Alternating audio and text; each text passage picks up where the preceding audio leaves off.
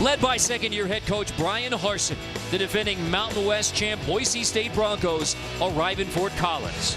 And with them, super sophomore back Jeremy McNichols, ready to run over the Rams.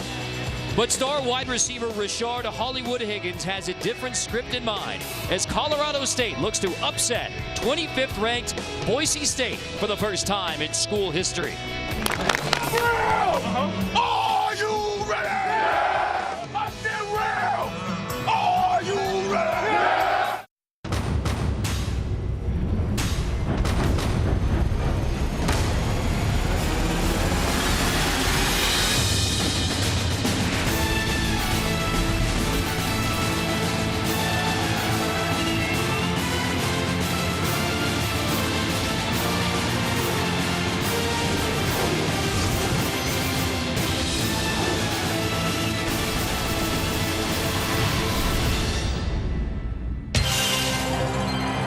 From the Poudre Valley, Fort Collins, Colorado, college football on CBS Sports Network is presented by Geico.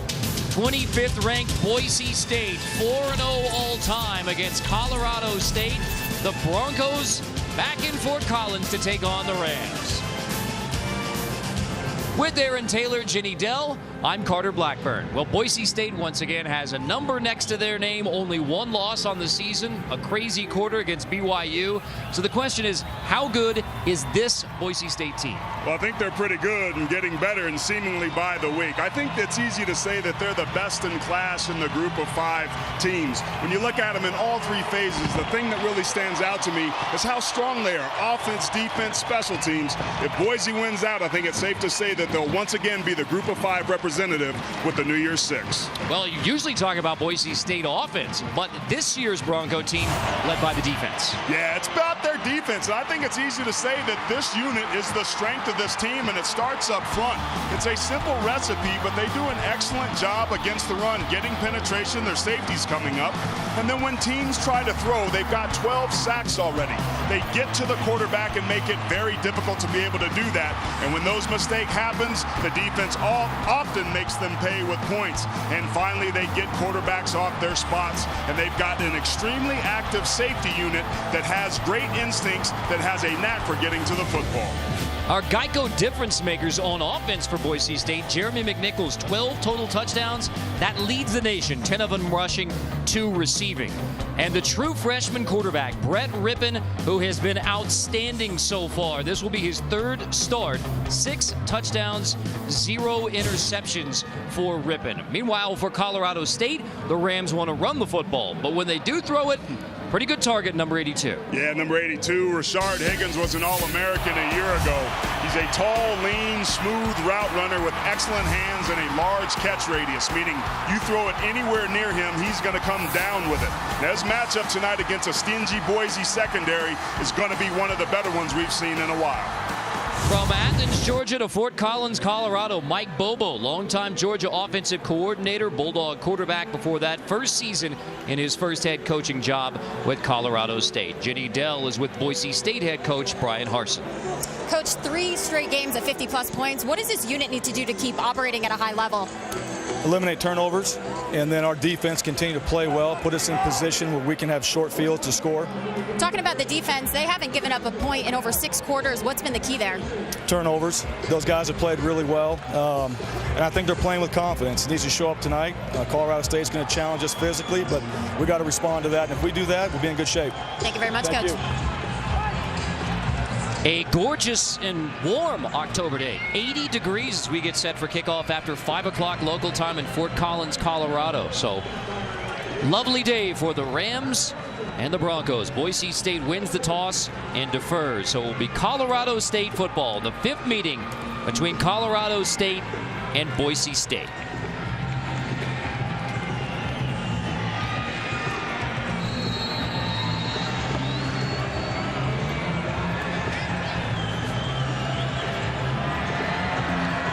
Tyler Ross to kick it away for 25th ranked Boise State. The lone loss against BYU. Ross's kickoff. Gaines takes a knee. Colorado State will take it from the 25. Our Chick-fil-A starting lineups begin with the Colorado State quarterback Nick Stevens, the sophomore from Murrieta, California. Vista Ridge High School, played in 2 state title games, won the first one his junior year. Senior year had a rematch with Centennial High School. They won the rematch. So Stevens, who's had an up and down sophomore season so far. It's going to be very important tonight for Nick Stevens to protect the football, to administer that football, protect it. But make no mistake about it, if Colorado State's going to win tonight, they have to win at the line of scrimmage and establish the run. Jason Oden Jr. and a tailback out of the eye. And Oden picks up 4 on his first touch. Take a look at the rest of the Rams starters on offense. Yeah, communication is crucial for successful offensive line play, so Jake Bennett's job tonight will be to identify the key players for a Broncos defense that uses a lot of fronts and likes to move around. Finally getting healthy and solidified on the Colorado State offensive line. That's really going to help them. The last 2 games, they've just really struggled on the ground. That's going to be a very critical factor in tonight's matchup. Dawkins gets the second down handoff, and not much doing there as Ben Weaver makes the stop. And we check out the Boise State defense.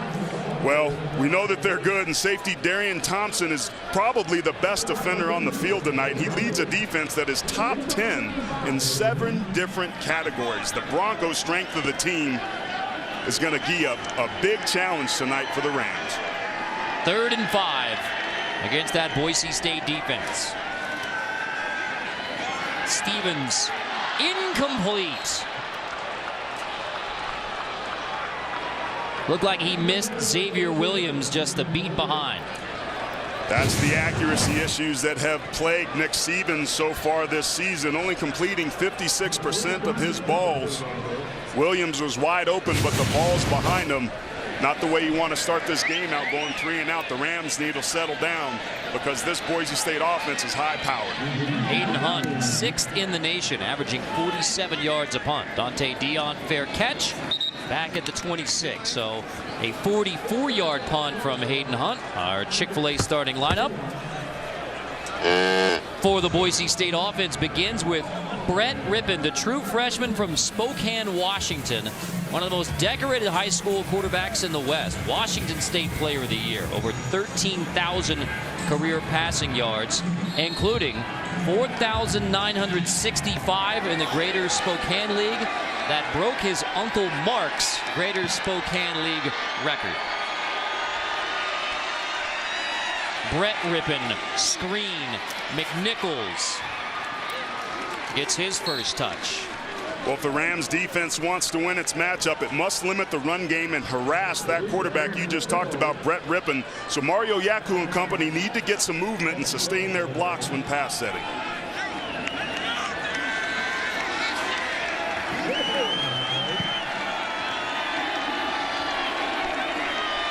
Gain of 4 for McNichols on the screen. So 2nd and 6. Rippon, time to throw. Nowhere downfield, so he dumps it incomplete. Intended for Holden Huff. Martavius Foster applies the pressure. Let's look at the Ram defense. Well, I think a key for Colorado State tonight will be to affect the quarterback. And senior defensive end Martavius Foster has the ability to do that. That was good pressure that last time, but that was because of good coverage on the back end. Colorado State has to be able to continue to do that to have a chance to keep up with this offense. Ram defense holding offenses to 26% on 3rd down, but prior to 3rd down, a defensive timeout, not even 2 minutes in. Timeout, Colorado State. They're first of the half. Gives us a chance to look at our 3 key questions tonight. The matchup of Rashard Higgins versus that excellent Boise State secondary, number 1. Yeah, there's going to be a couple NFL players going at it tonight between Rashard Higgins and Darian Thompson. Higgins is so explosive. We talked about him in the open. And how long will the Broncos shutout streak last? 0 points allowed in the last 6 quarters. Colorado State has the ability to score quickly. They need to do that tonight to land some early punches. And can Brett Rippon maintain that hot hand? For a true freshman, he was an early entry, but Carter, he seems to have picked up right where he left off in high school. Brett Rippon, who is playing because of the injury to Ryan Fenley. Went down to the Idaho State game September 18 with broken bone in his right ankle. They expect that to be an 8-week recovery, meaning into November. Thomas Stewart, the sophomore, played initially, and then a red shirt pulled off a ribbon, and he has been spectacular so far. Yes, he has. Ram defense has been solid on 3rd down. Anderson motions out on 3rd and 6. Heavy pressure. Rippon delivers complete. Shane Williams-Rhodes cuts it back to near midfield. What a throw from Rippon to Rhodes. They brought a double linebacker blitz in his face, and also off that backside edge. He gets hit right as he throws, but because he had room to step up, he delivers the football in time for Williams-Rhodes, makes a guy miss and picks up the 1st down. 199 career receptions now for Shane Williams-Rhodes. McNichols is going to take it on the read, and he is dropped immediately in the backfield by Kevin Davis, the weak side linebacker. Great penetration that time by this defense. Look at all the guys stacked near the line of scrimmage. There's going to be tremendous penetration. Anytime you get your hat across the line of scrimmage, it spooks the back. It makes him bounce outside into the waiting arms of the defense. Great start on 1st down for the Rams.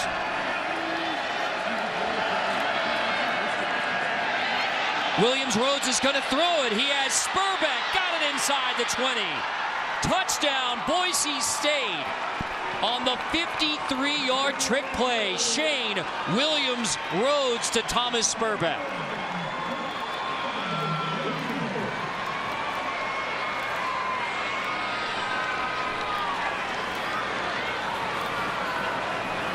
Boise State up to its old tricks.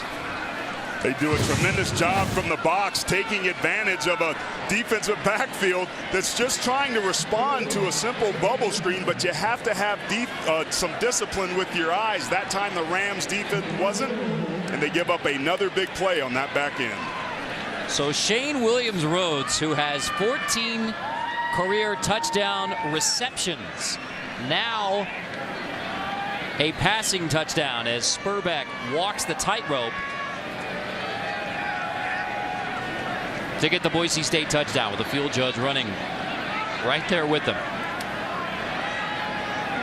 Although replay wants to take a little bit longer look at this. So John Hanson, the replay official, is presently going to let it stand. Tyler Rossa for the PAT. So in game 6 of his senior year, Shane Williams-Rhodes doesn't yet have a touchdown reception on the season, but he's willing to let Thomas Spurbeck take it across the goal line from 53.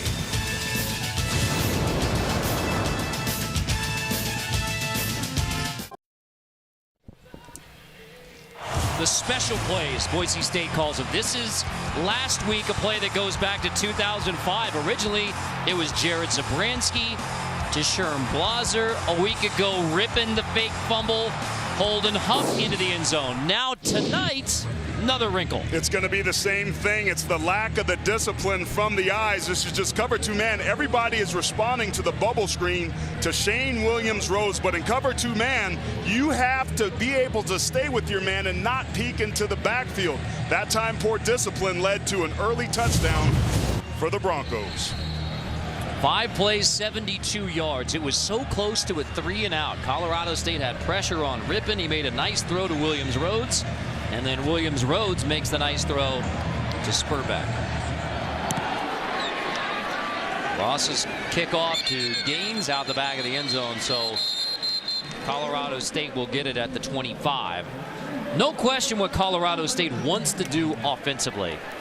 Run it, pound it, establish things, and move on from there. The question is, can they do it against this excellent Boise State defense? It's going to be extremely hard for them to do that. They're only allowing 52 yards per game and are 2nd in the country. But what that does, they have tight ends, they have fullbacks, they've got big bodies. If they can force Boise State to bring some safeties down to stop that run, that will create some great one-on-one situations with Rashard Higgins, one of the country's best wide receivers. No one has rushed for 100 yards on Boise State yet. And Stevens is dropped. Chancellor James, the nickel, gets the sack on Nick Stevens. Chancellor James comes unhinged from that second level and just comes straight down off this outside edge, setting the edge. He's the contain. I don't know if that was a run blitz right out of the gate, but it played right into their hands. Colorado State behind the chains early on in first down. So call it 2nd and 21 after the big sack of Stevens. He's going to hand it off. That's Dalen Dawkins. Fumbles the football. Scooped up by Boise State's Tyler Horn. And he takes it to the 11. A terrible start for Colorado State. Allowing a touchdown and now a fumble deep in their own territory. Turnovers and miscues have been a problem for Colorado State. And here, it's unfortunate because Dalen Dawkins had a nice move. This is just a weak side ISO, and he collapses it. He decides to bounce, and it's a good run. But that's that playmaker we talked about, Darian Thompson. Great instincts, great run filler, and he does his job once again and pops that ball out. +9 now, turnover margin for Boise State, while Colorado State is -10. Handoff, McNichols, not much there. You have one of the nation's best turnover ratios, Boise State, against one of the worst, Colorado State. Well, there's only a finite amount of opportunities you get to be able to possess the football. So when you give another team more opportunities, particularly one like Boise State that scored 50 or more points in 3 straight games, you're not going to win a lot. And that's certainly what's happened to Colorado State. And it's happening here early again tonight. Rippin on 2nd and 10. Flushed. Dumps it out of bounds. Boise State in the red zone. You see 27 trips, 17 touchdowns. Now, brought to you by Verizon. So a little bit under where Harsin and the Broncos want to be, but that's a lot of red zone trips. Yeah, and this is one of the strengths of this Colorado State defense. They lead the Mountain West Conference in red zone touchdown percentage, only allowing people to score 23% of the time. I think it'd be a win here if they force a field goal. Rip into McNichols. Now the Rams do exactly that. Hold Boise State to maybe a yard. Kevin Davis brings down McNichols to force the field goal chance. That was a nice answer by the defense of Colorado State. You give a turnover inside the red zone, but you force a high-powered offense like Boise to be able to kick a field goal. It's a small victory, but a place to start. But this Rams offense really has to find a way to get some rhythm going. Once again, they were able to move some things, but shot themselves in the foot with a turnover. Tyler Rossa from 27. Easily good. 10-0 Boise State. So the Colorado State fumble from Dalen Dawkins ends up in a field goal. Broncos 10-7.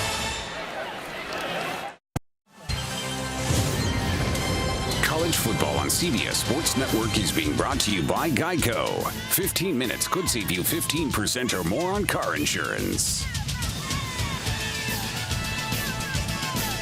Sometimes stats are just weird. The score is 10-0 Boise State over Colorado State. The Rams have started fast so far this year. Only 10 first quarter points allowed prior to this kickoff. 10 points already on the scoreboard for Boise State, not even 5 minutes in. Well, we talked with Coach Bobo, and he said one of the things that they need to do is protect the football and not give up big plays. And they haven't done a very good job of that early on in this first quarter. Dalen Dawkins, who had that fumble, is the one who had the costly interception actually off of his hands overtime in the Minnesota game to basically cost Colorado State that game in overtime. One of 2 overtime losses Colorado State has already suffered this year. Another touchback. Colorado State will get it at the 25. So 10-0 Boise State, and it is a tall task for the Rams against the Boise State defense with all those good numbers. We talked about it at the top of the show that the strength of this Boise team, for all of the accolades and love that this offense has gotten over the years, the one consistent piece has been the defense, and I don't think it's any different this year. Coleman Key will take over as Colorado State quarterback on the second drive. The redshirt freshman from Broken Arrow, Oklahoma. Played well in the Minnesota game. Play action. First shot downfield, incomplete. Intended for Xavier Williams. Locked up with Dante Dion. Coleman Key's got a much stronger arm than Nick Stevens, so it doesn't surprise me being down 10 that they put him in there. Xavier Williams is one of those players that they expected to step up. That ball was right on the money, and he might have had a gripe. Dante Dion seemed to be in pretty good hip location. Nice inside leverage. Had him stacked up nicely, but brings up a 2nd and 10. Expect run here. Or pass. Incomplete. Knocked away by Jonathan Moxey, the other corner. Well, here's the problem if you're Colorado State. You've had trouble establishing the run. You're down 10 early against a high-powered offense. Incomplete, incomplete. Now it's a high throwing situation, a high percentage throwing, and Boise State does a really nice job of getting after the quarterback. We showed you the pressure in the open that they're able to give. Expect some pressure here from Marcel Yates' group. 14 takeaways for the Boise State defense now. They came in 5th best in the nation. On 3rd and 10, protection for Key, nowhere to throw, so he tucks it, scrambles, gets maybe 5. There is a flag down. Tyler Gray with the pressure on Key. It's likely going to be holding, Carter. Holding. Offense number 61. That penalty is declined. Brings up 4th down. Kevin Mars, our referee. So a 3 and out with Coleman Key at the range for Colorado State as well. Colorado State, a couple 3 and outs and a turnover inside the red zone. Not the performance you want offensively if you're a Rams fan. Hayden Hunt punts again. Dante Dion's going to back up to the 22. Dante Dion shaking his way across the 30, across the 40. Dante Dion inside the 30-yard line. Dante Dion inside the 10. But there is a flag down. 58-yard punt, 68-yard return for now. Thought there might have been a block in the back there, and Raymond Ford looked like he was a little aggressive as well. I won't be surprised if it's not called on him. Brian Harsin said he had a special feeling about the kick return this week. So we want to score on special teams, not just move field position.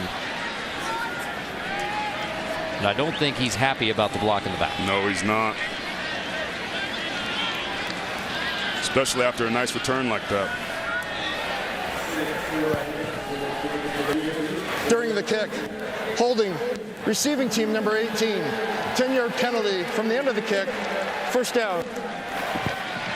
To wipe out the return from Dion. 10-0 Boise State. The Broncos and Brett Rippon get the football next. Welcome back to Hughes Stadium. Boise State has a 10-0 lead, and not every player in the FBS has a Super Bowl MVP in the family. But Boise quarterback Brett Rippon's uncle is Mark Rippon, and I spoke to Mark yesterday, and he told me some advice that he's given to his nephew. He said, first and foremost, maintain good habits. He said Brett has the proper tools to be successful, but consistency is key. He wants him to be an action and reaction type of leader, and stresses the importance of showing toughness, knowing that a team will rally behind you if you show it. Mark believes Boise's biggest problem in the past few years has been the inability to move the ball downfield, and he wants Brett to focus on the vertical game, making those big throws under pressure. And his last piece of advice, don't run the ball too much, saying this family was not blessed with great speed. But guys, look out, because a former Super Bowl MVP claims that Brett is more athletic than he ever was. But don't run it too much. I like that piece of advice. Just get down. Here's Brett Rippon off play action from inside his own 5. Deep shot. There's the vertical game. And there's a flag in coverage. DeAndre Elliott hooked up with Chaz Anderson downfield and drew the flag. Well, there's the advice. Focus on the vertical game. Rippon down the seam. I don't know about that call, Carter. Remember, DBs and receivers have equal rights to the football. He looked like he was going for the football to me. I don't think that this was the right call. Pass interference. Defense number 13. 15-yard penalty, automatic first down. Anderson had inside leverage, but it looked like Elliott was going for the football the entire time. It was an overthrown ball. Chaz Anderson had no chance to catch it anyway.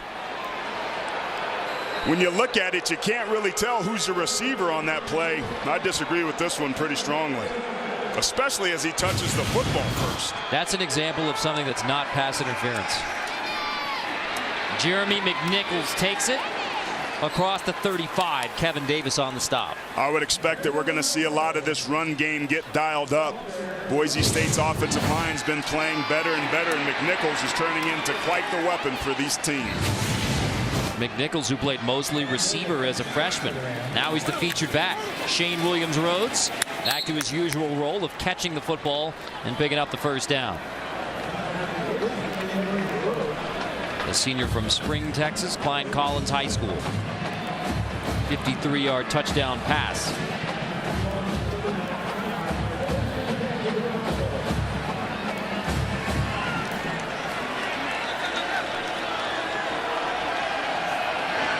Ripping out of the pistol. Play action to McNichols. Now bring it right back to McNichols, who makes the catch. In the flat, Kevin Davis again on the stop. What they're doing there is they're running levels. They're giving their quarterback, Brett Rippon, 3 different ways to throw. His reads there went short, medium, and then underneath finally to McNichols. They're giving him a lot of options, and that's what makes this offense so hard to defend. 2nd and 5. McNichols straight ahead. A huge hole for Jeremy McNichols, and he takes it himself into the end zone. Touchdown, Boise State. All too easy for Jeremy McNichols. 56 yards. His 13th touchdown of the season, the most in the nation. Talked about that improving offensive line, and my goodness, there were some good blocks on that last play.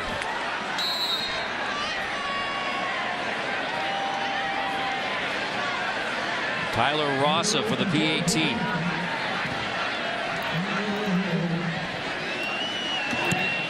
Well, we come into the night talking about the Bronco defense and all of the amazing numbers that they have been putting up. The offense has something to say about it. Yeah, take a look right here, blocking up to this next level.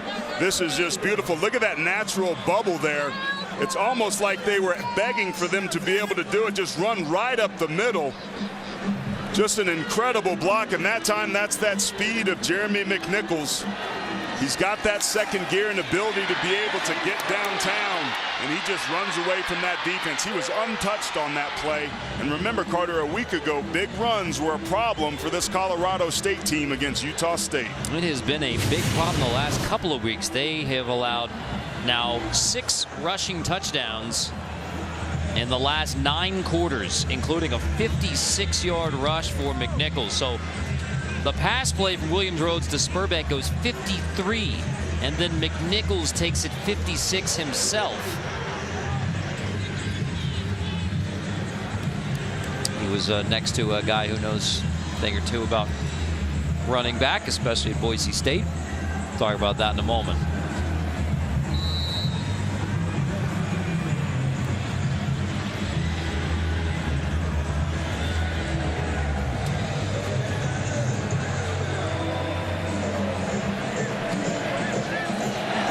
Rossa kicks off from the 35. Another touchback. Colorado State will get it at the 25. So McNichols' former teammate Jay Ajayi, now of the Miami Dolphins. Now he's on the injured list, but Jay Ajayi's actually spending this whole trip with Boise State. He joined up with them in Boise, flew with them down to Fort Collins, and Jay Ajayi, who was fantastic in his Bronco career, on the bench there with McNichols. I thought early on that this offense missed the power running style of Jay Ajayi. They struggled early on, but McNichols has really caught on fire. -7 yards on first down so far. Odin bumbles the toss and gets 2. Coleman Key still in at quarterback for Colorado State. Redshirt freshman, Broken Arrow, Oklahoma High School, where he played for the legendary Steve Spavital. Coleman was actually on his last team in 2013. Steve Spavital's sons, Zach, linebacker coach, Texas Tech. Jake, offensive coordinator at Texas A&M.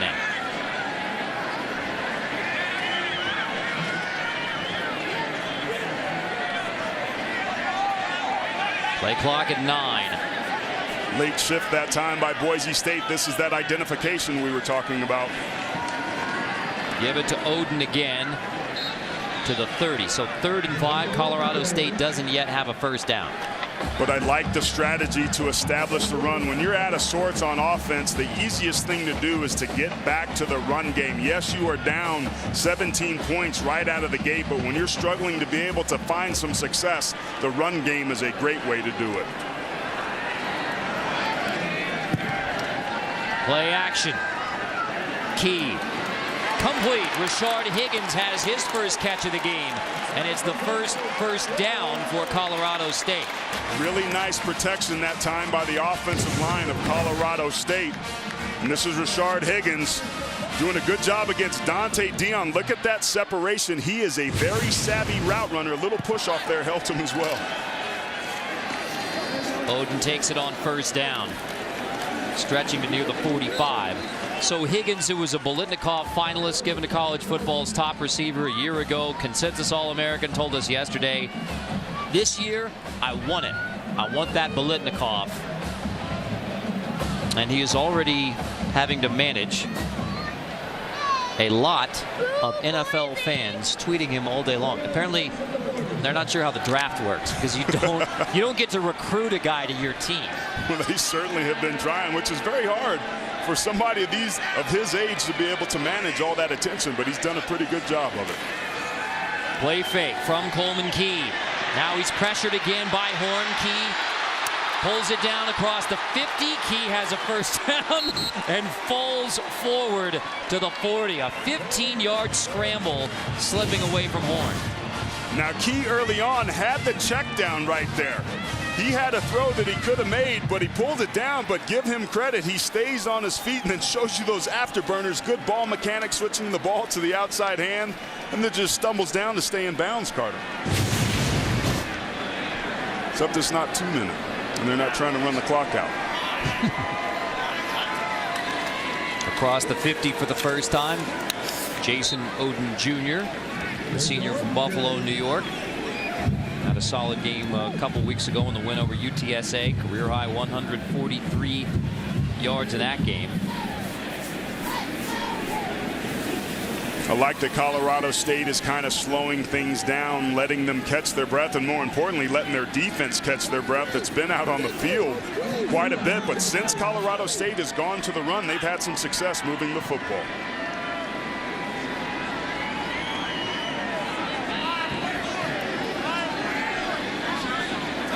Key with an eye backfield. Give it to Oden again. Trying to establish that run. Third down coming up. Offensive coordinator Will Friend said the biggest thing we have to overcome is us. First time they have it, 9th lost fumble for Colorado State. It's turnovers, it's penalties, it's third and longs, it's a lot of problems. Offense is about rhythm and execution.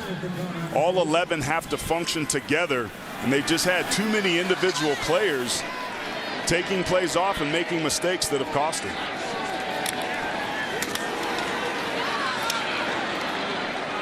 On third down, Oden stopped about a yard short. So fourth down coming up. Ram offense staying on the field at this point. And I like this. I think in a game like this where you're trying to get yourself back in it, and because this is a very makeable fourth down situation, I like this play call. I would expect some sort of lead or power run game, if not a sneak. Pito and Oden in the backfield. Wosu with them as well. Oden keeps it and has just enough to move the chains with a fourth down conversion. You're Jason Oden. I'd like to see you hit it up in there a little bit harder. He was a little tentative getting to that line of scrimmage. Takes that little stutter step there. When it's 4th and 1, drop your head and move the pile. But to his credit, he picks up the first down. Great play call. They execute it. Now it's a fresh set of downs. You're inside the 30. Colorado State really needs to put something together here and get some points out of this drive. This is what the Rams had in mind. They just didn't have in mind doing it down 17-0. Oden pushes his way for maybe 2 yards. Kamale Correa and Tyler Gray there on the stop. Oden is a physical, straight-ahead runner. He's kind of the thunder, if you will. So what Colorado State, Carter's doing is they're up in the box looking at the safeties. Darian Thompson, Cameron Miles for Boise State, trying to see how aggressive those guys are being, because this would be a great opportunity after you establish a run if they're peeking into that backfield to take some shots up top. 11th play of the drive. All but one of the plays on this drive have been rushes. This time it's Izzy Matthews, the rarely used running back, tackled by Dante Dion. That play looked like it had a chance. There were some natural seams there, but one of the things that Boise State does a really nice job of is falling off blocks and folding back inside and getting ball carriers to the ground. Deliberate pace for Colorado State at this point. No question. They're trying to give their defense as much rest as they can and get a new quarterback in Coleman Key settled down. Let him get as long of a look as he can to try and convert this important 3rd down. Key on 3rd and 7. He's going to scramble again. Sliding, but he looks like he slid short. Half a yard shy as the redshirt freshman, pressured by Tyler Horn, slides short of the sticks. You got to know where you're at on the field. Coleman Key, to his credit, he should have just taken off. It's wide open. He needs to go there. He's trying to keep his eyes downfield, but he sees that pressure. The sticks and the chains are right there in front of you. Here they're going to go hurry up and try and get it. Already 1 4th down conversion on the drive. Toss it to Oden. He has the edge, has the 1st down, and takes Colorado State to the Boise State 11. Weaver finally makes the stop. Oden's starting to get ahead of steam, and you can tell that as a runner, he's starting to get some mojo and momentum. This plays there, does a good job of cutting back, takes advantage of some over pursuit. That's a big man there now, showing you that he's light and nimble on his feet. This is exactly the start that Colorado State wanted, Carter. You mentioned it. Now they're down here inside the red zone. They have to find a way to get some points, and a touchdown is what they need. This is what the Rams had in mind for their opening drive. 14th play of the drive. Oden again inside the 10. The converted safety, where he played for his first 2 years with the Rams. Now his 2nd year as the bruising running back. Jason Oden Jr. from Buffalo, New York East High School. That's a nice pickup on 1st down. The field starts to shrink once you get down here inside the red zone. You look at this Boise State team. They typically do a pretty good job down here. On 2nd and 7, that's Izzy Matthews. There is a flag down on what would have been the last play of the first quarter. What will be the last play of the first. Now we'll check the flag. The referee, Kevin Marr.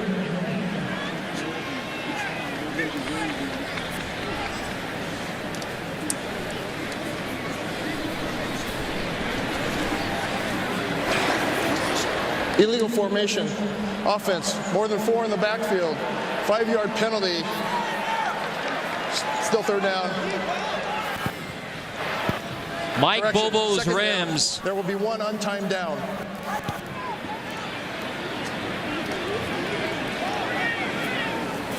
Get one more shot before the end of the first quarter. And another foolish penalty, Carter. These are these miscues. You're down here inside the red zone. This is only the 7th time all season long Boise State has let somebody inside the 20, and you hurt yourself moving it back 5 yards. These are the things that have been a problem for him all year long. That's amazing. It is only the 7th red zone trip by a Boise State opponent. Key play action to the end zone, left it way high for Xavier Williams, and that is the final play of the first quarter. So Colorado State moving the football in the red zone, but they're down 17-0 at the end of the first quarter. You're watching college football on CBS Sports Network, the 24-hour home of CBS Sports.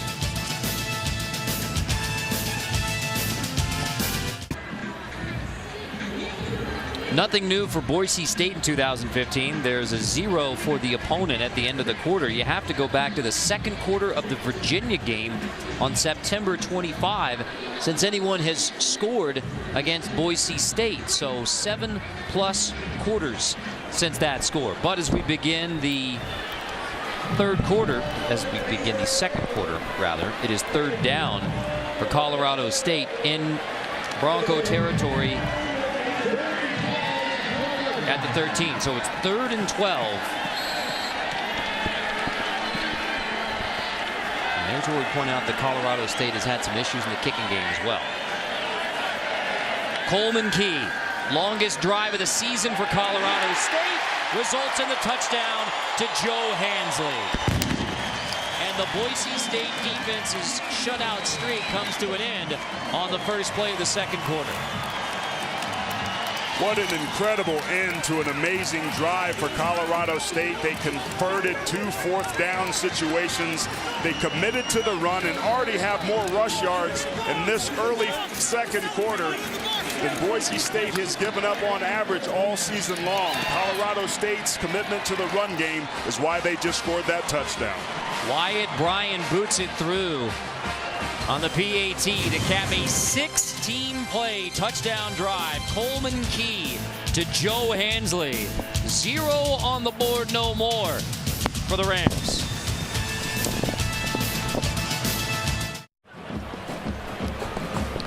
(17-7) lead now for Boise State on Colorado State. 16 plays, longest of the season for Colorado State. Ends Coleman Key to Joe Hansley. Hansley's 3rd touchdown reception of the year. Boise State went really conservative here, only rushed 3 players. But look at the opportunity. It's some sort of Tampa 2 look. Here's Hansley. He's going to come in and run a post route here just underneath Tanner Vallejo, and nobody picks him up. One of the rare times we've seen this Boise State defense get conservative, and it cost them there. And credit Colorado State. They got a much-needed touchdown at the end result from the commitment to the run game. That set up that entire drive. I would expect to see more of that from the Rams. On kickoff formation, and now they fan out at the 30. Braxton Davis will kick it off. First 3 possessions for the Rams, 5 yards. That touchdown drive, 16 plays, 75. Johnson takes a knee. As the calendar is now turned to October, it's officially Breast Cancer Awareness Month. We here at CBS Sports Network honored to be a part of our first college football bowl game, the AutoNation Cure Bowl, presented by Florida Hospital, benefiting the Breast Cancer Research Foundation. Mark your calendars, December 19, 7 p.m., only on the 24-hour home of CBS Sports. And the Colorado State fans responding this week to the pink out and the pink ribbon. This is what Boise State wore last weekend, their game against Hawaii. Pink solidarity all around here in October. On 1st and 10, McNichols, there is a flag down to the 45.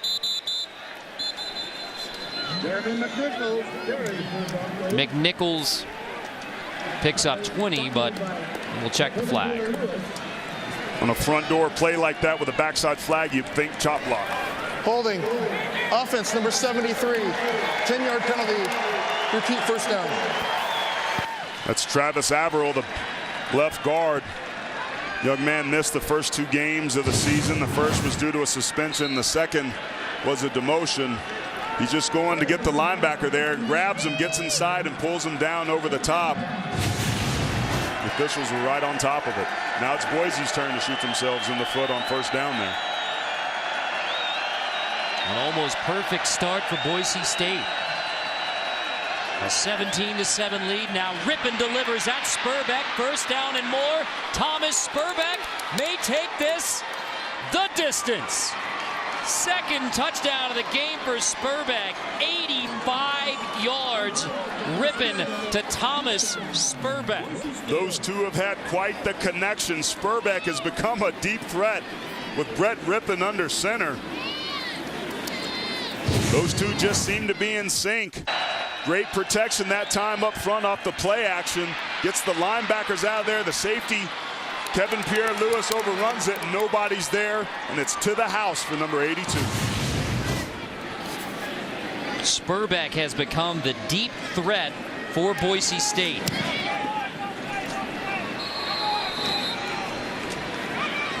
So now in the game, 2 catches, 138 yards, and 2 touchdowns. The first one was from Shane Williams-Rhodes. Now the more traditional QB to wide receiver. Ripping to Spurbeck for 85. Broncos rolling again.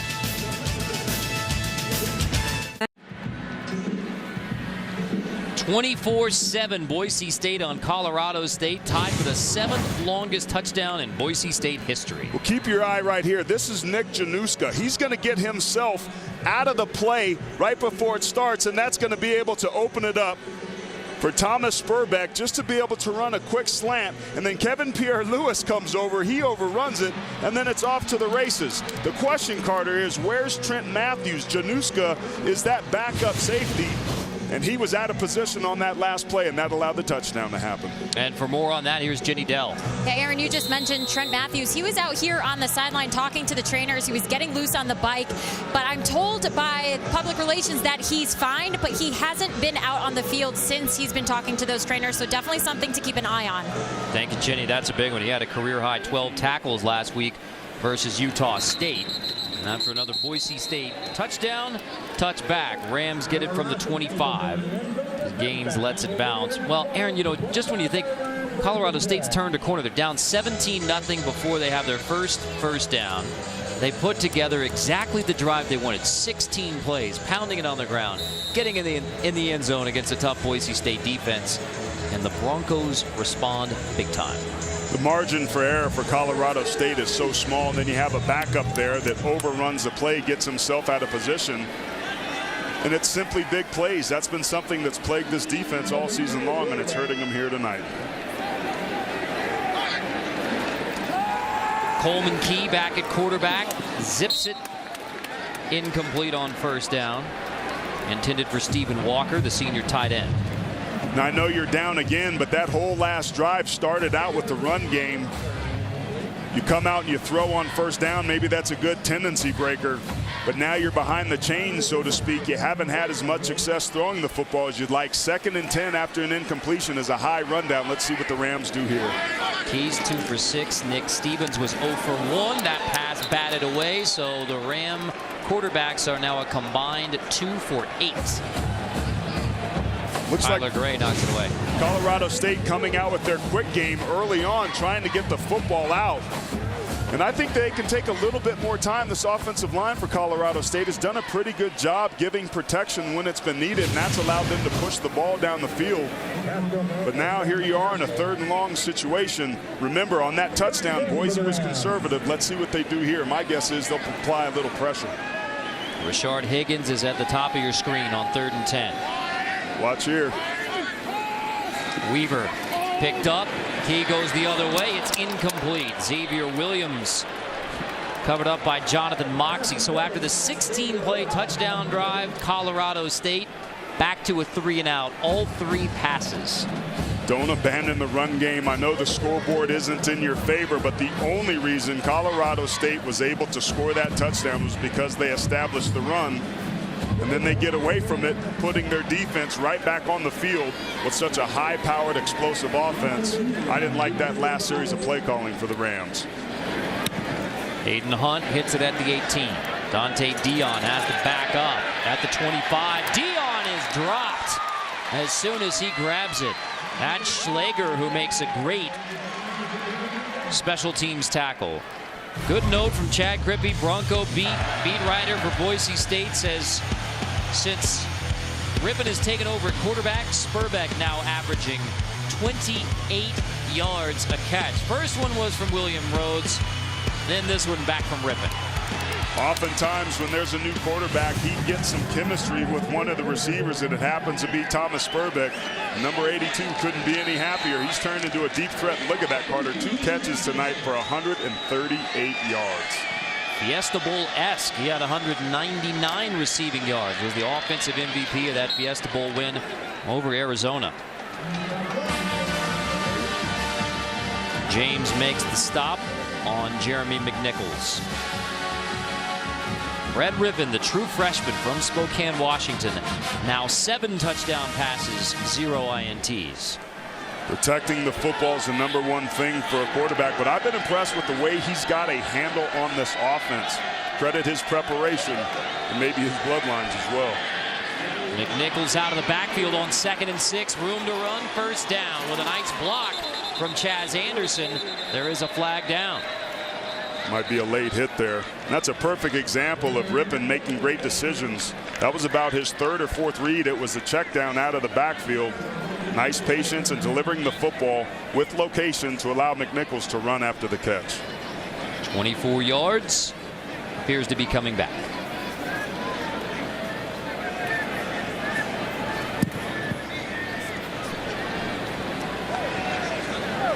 Kevin Marr's crew sorting it out.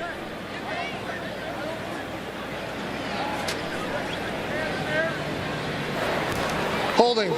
Offense number 6. 10-yard penalty. First down. Well, it pointed out Chaz Anderson's good block. Maybe it was a little bit too good. That's one of the things I've been impressed with this Boise offense. Their receivers are like linemen, man. When they don't have the ball in their hands, they do an excellent job of trying to block. You see him spin there.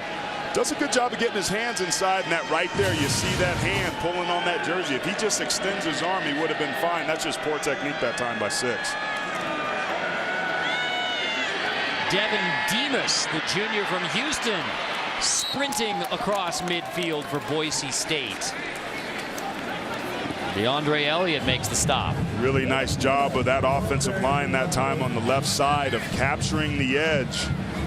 Martravius Falster, the guy we highlighted in the open, got hooked, and with no contain, it was off to the races.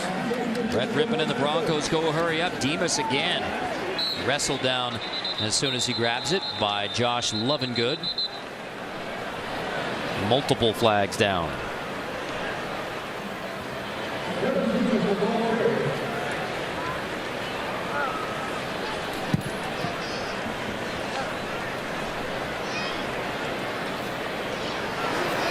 Illegal substitution. Defense. 5-yard penalty. Repeat first down. It's one of the byproducts, or one of the challenges also of facing an offense like this that runs at tempo. You scramble to try and match personnel. Boise does it so efficiently, and that time Colorado State just got caught with their hand in the cookie jar. Out of the pistol. Williams Rhodes in motion. He'll take it. That's a completed pass to Williams Rhodes near another Boise State first down. Maybe a yard shy. Credit Kevin Davis, who already has 6 tackles for Colorado State. What I'm noticing Boise do is they attack the middle on first down, and then they start attacking the edges with the run game. That's going to spread out Colorado State. I wouldn't be surprised if they go back up inside between the tackles here on second down. Especially second and short. 2nd and 1. Pressure coming. Williams Rhodes makes the grab, has the first down easily, spinning inside the 25. Trent Matthews still on the Colorado State sideline. The senior, again, a career-high 12 tackles last week.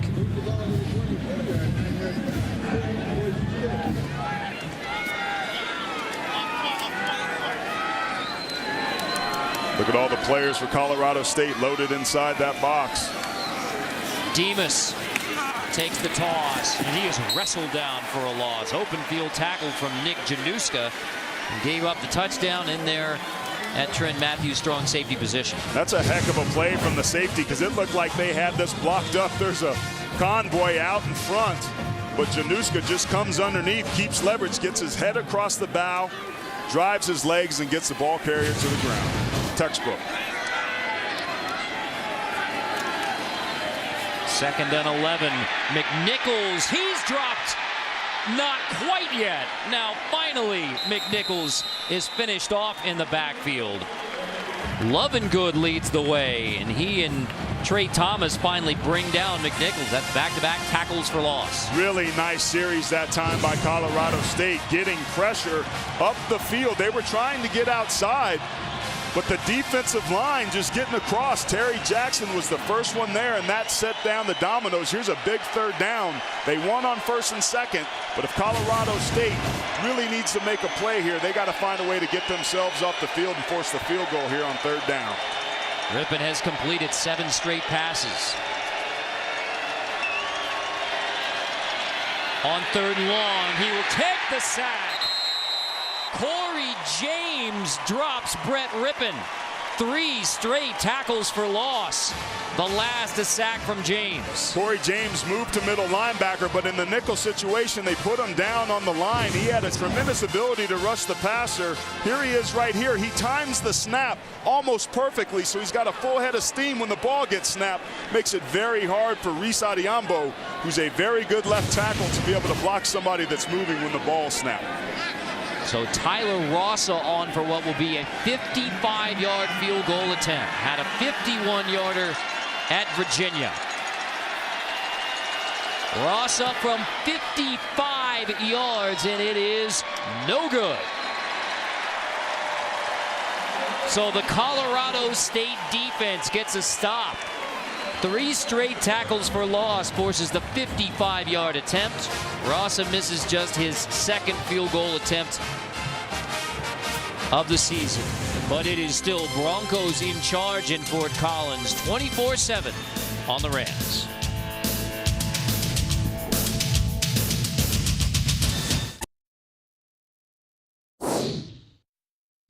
That opportunity was something that I'm really grateful for, and you know, was able to really prepare, test some things, and I was able to learn a lot from a great place, and in a place that's going to be really successful in the future. Jim McElwain's early success at Florida has him as a Coach of the Year candidate. Dabo Swinney and Clemson had Georgia Tech fans feeling a little lugubrious. But I tell you whose fan base isn't lugubrious, and that's Jim Harbaugh's. What an impressive win that they had today. 3 straight shutouts. First time that's happened since 1995 with their victory today over Northwestern. What an immediate impact that all of those coaches have had, but particularly McElwain and Jim Harbaugh. Rolling into Wolverines versus Spartans. Ooh, it's going to be a good one. Sparty's pretty banged up. That's Deontay Gaines who takes the first down carry. There is a flag down.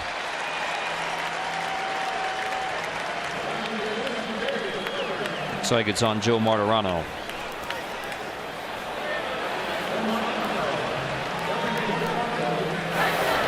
Personal foul, unnecessary roughness, defense number 7, 15-yard penalty, automatic first down.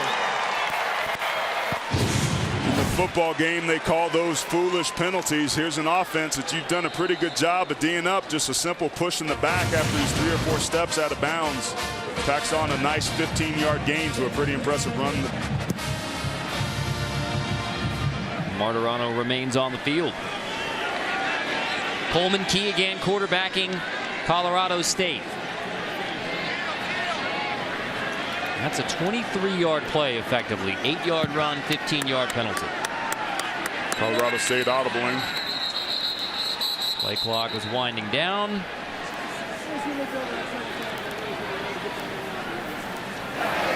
Delay a game, offense, 5-yard penalty, still first down.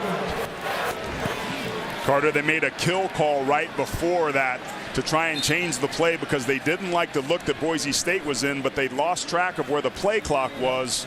And because of that miscommunication, they gave 5 of those 15 yards back that they just gained. 12 penalties a week ago. Already 4 for Colorado State, 8 in the game. Reverse. This is Vaden. Slipping away, Vaden finds the corner again and has a first down on the reverse. Jordan Vaden, the junior from Henderson. Nice play call, taking advantage of an over-pursuing defense that got out of its run lanes. Keep your eye on Coleman Key, the quarterback. He gets a key block right there that springs him, that allows Vaden to be able to get the angle. He cuts up inside, and some poor tackling by Boise State ends up with a first down for the guys in green. Nice open field running there by 11. Key back under center from the Boise State 28. Play action, downfield, incomplete. intended for Joe Hansley. Darian Thompson, the outstanding safety in coverage. Really tight coverage that time that was bracketed. Darian Thompson all over the field. He's a really impressive player. I think certainly has the ability to play on the next level. One of the things that coaches told us he needed to work on in the offseason was his ability to be able to stop the run, and he's done a marvelous job of that so far this early season. We saw Rashard Higgins kind of limping towards the sideline. He has only one catch in the game. Dalen Dawkins incomplete. So Rashard Higgins has not been a factor for Colorado State. Has his helmet off again. This is 2 plays ago for Rashard Higgins. Well, remember, he's been nursing an ankle injury, still been sore a little bit, but he has no separation. You see Dante Dion great in coverage. Higgins historically has played pretty well against Boise State. He's averaged more than 100 yards in their last 2 games, but have been extremely quiet here tonight. We talked about that being one of the matchups. Well, so far, Boise State's winning that one. Not out there for 3rd down. Coleman Key has missed his last 5 passes. 3rd and long, deep shot from Key to the end zone for Williams. Knocked away and intercepted in the end zone by Jonathan Moxey.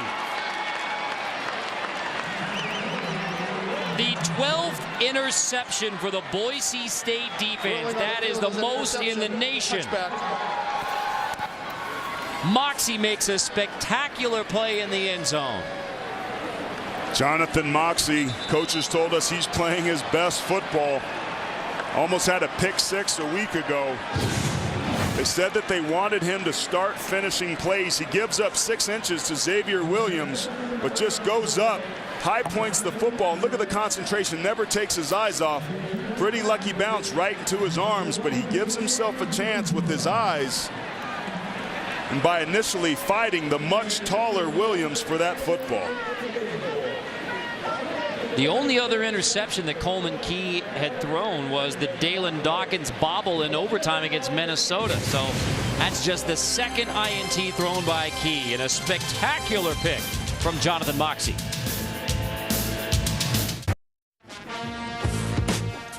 Tuesday night, 8 Eastern, join CBS Sports Network. Fresh perspectives from some of the most exceptional women in sports as they discuss all that's happening both on and off the field. We need to talk right here on the 24-hour home of CBS Sports. Carter Blackburn, Aaron Taylor, Ginny Dell from Fort Collins, Colorado. Brett Rippon to Spurbeck again. And Rippon to Spurbeck connection off the interception from Moxey. +2 tonight. So now Boise State +10 turnover margin on the season. I think that's the most important stat in football. And when you can protect the football and give yourself some extra opportunities with takeaways, you're going to win a lot of games. And Boise State has certainly done that since they turned it around early on in the season. Low snap, Rippon handles it. Now he's going to tuck it, get a block from Adiambo. And Rippon makes it into a positive play. All of the numbers are amazing for Boise State as far as takeaway versus turnover. After a bad snap, there's just nobody there. Colorado State's making it too easy. There's nobody in pursuit. That last play, quick slant to Spurbeck off of play action. The backers overcommit. They're making it too easy for Boise to get chunk yardage. They need to play a little tighter. Rippon to Spurbeck, 1st down, slipping his way to the 41. Thomas Spurbeck. This is the guy who emerged last year when Matt Miller, Boise State's all-time leading receiver, went down. And that time he's just running a quick out. Colorado State tried to bring some edge pressure off the slot, and that was what the result was for the soft coverage. But that soft coverage again by Colorado State is costing them. 4 catches for Spurbeck, already 170 receiving yards in the game. Much tighter coverage that time, playing man underneath. And lo and behold, it forced an interception. It's been a good adjustment there by Colorado State. 2nd and 10. See what they dial up here. McNichols in the backfield. He's got some pretty dang active legs. First incompletion out of the last 10 for Rippon. 2nd and 10 downfield. Now it's back-to-back incompletions for Rippon. That one intended for Holden Huff, the tight end who caught the TD pass, fake fumble play last week. Holden Huff, Brian Harsin said he's been coming to him the last few weeks saying, hey, when do I get a cool play? 5th-year senior, can we put something in for me? So, all right, fine, we're going to go back the Boise State playbook from 05.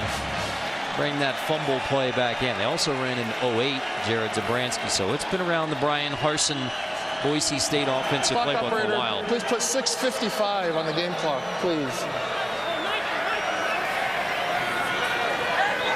Thank you. So 3rd and 10 after the back-to-back incompletions from Brett Rippon. Broncos against Tyson Summers, Colorado State defense.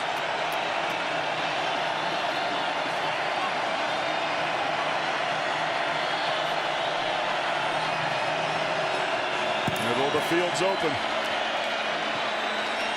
Rippon going to come back to his check down. McNichols had to throw it a long way to find the check down, and then McNichols picks up 9, appears to be just short.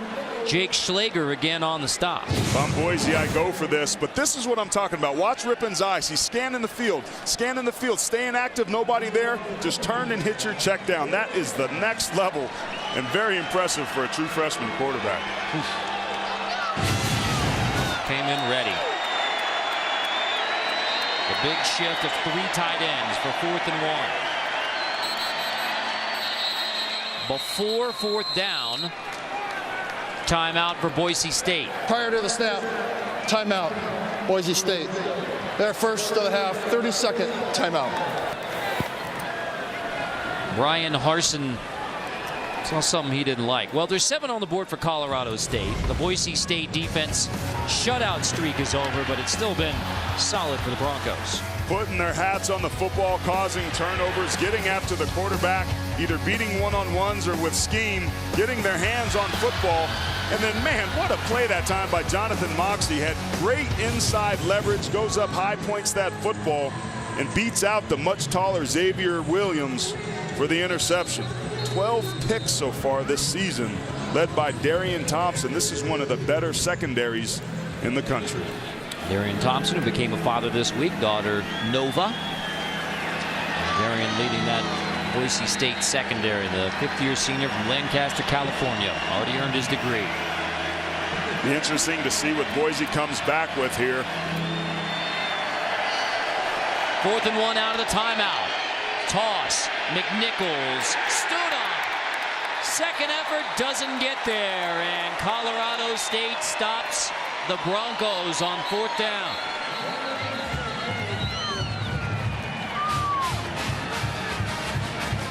You got to be aggressive on 4th down, Kevin Pierre-Louis.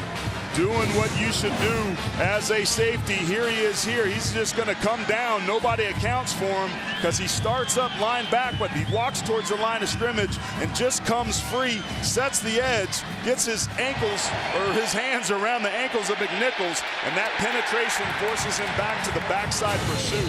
Another great stop and turnover in this case for that Rams defense. His brother Wandy, a cornerback on Urban Meyer's 2 national championship teams at Florida. Urban Meyer, a former Colorado State assistant. That pass complete. Hensley wants to go downfield inside the 35. So officially a lateral to Hensley, allowing him to go downfield to Kevon Cartwright as Colorado State breaks out the trick for 34 yards. Well, this is what Boise did to him early. Again, as a safety, you have to have eye discipline. Colorado State gets them one there. Hurry up. Oden takes the handoff on 1st down for no gain. After a big play, sorry about that, buddy. It's a nice response that time by Boise's defense after giving up a big play to get a stop and a lost yardage play on the next snap. 34 yards, Hensley to Cartwright.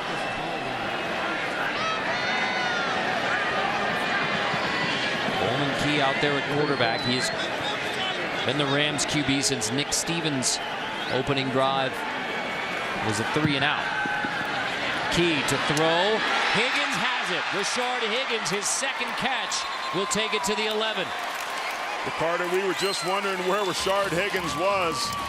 At the top of the show, we talked about he's a tall, smooth, savvy route runner, but the thing that's impressive about him is his hands and his catch radius. Look at him go up and snag that ball out of the midair with those soft mitts. He's a heck of a player. Call it first and goal, fumble, Key gets on top. See the frustration there by Key. That's his center quarterback exchange. They're trying to run some tempo there. Just loses control and luckily falls on it. But how many times have we seen tonight Colorado State do something extremely impressive only to come back and have a miscue on the next snap? Armand Nance will get credit with a sack. Second and goal. Handoff to Oden. Fighting his way out of the tackle from Armand Nance. Get inside the 6. Miles and Nance finally finish it off. Oden is running hard tonight, but he's keeping those legs going. He's a patient runner. But you have to credit this Colorado State offensive line. They're maintaining their blocks and sustaining them through contact against a pretty feisty defensive line for the Broncos. Third and goal. Oden met at the 3 by Darian Thompson. So now it's 4th and goal for Colorado State. Down 24-7. 3:40 to go in the second quarter. We know that Boise State can go fast, but if you kick the field goal, you're only down by 2 touchdowns. It's a 14-point game. Given everything that's gone on tonight, I like this call and decision to kick the field goal. Mike Bobo talking earlier about whether to go for 2 in the fourth quarter. He said, typically philosophy is until you get to the 4th, take the points. Maybe that plays in here as well. Been a lot of controversy about the management of the clock and 2-point conversions throughout this season. Wyatt Bryan's 20-yarder is good. So 3 on the board for Bobo's Rams. A 24-10 game.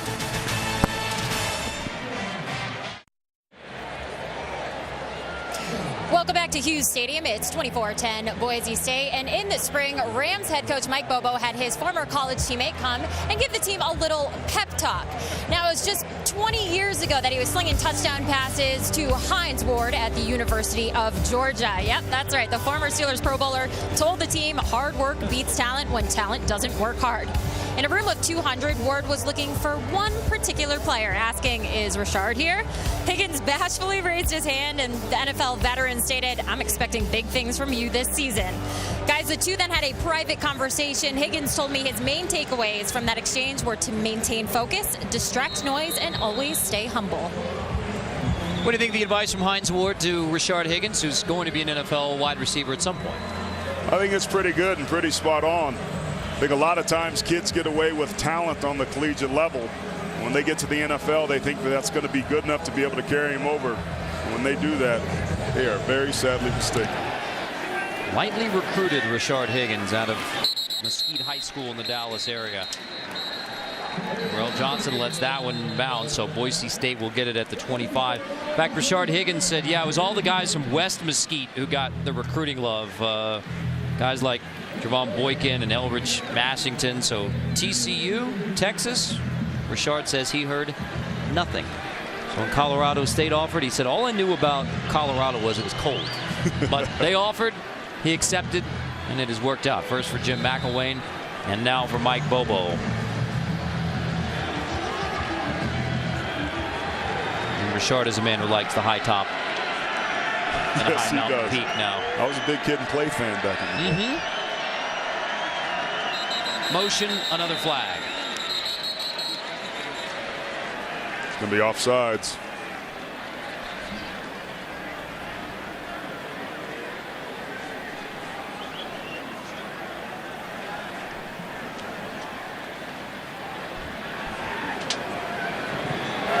Offside.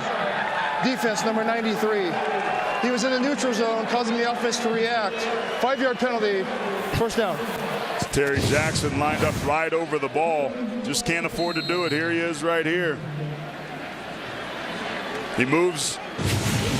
When the center, Marcus Henry, moves his head up, he moves off that instead of the football.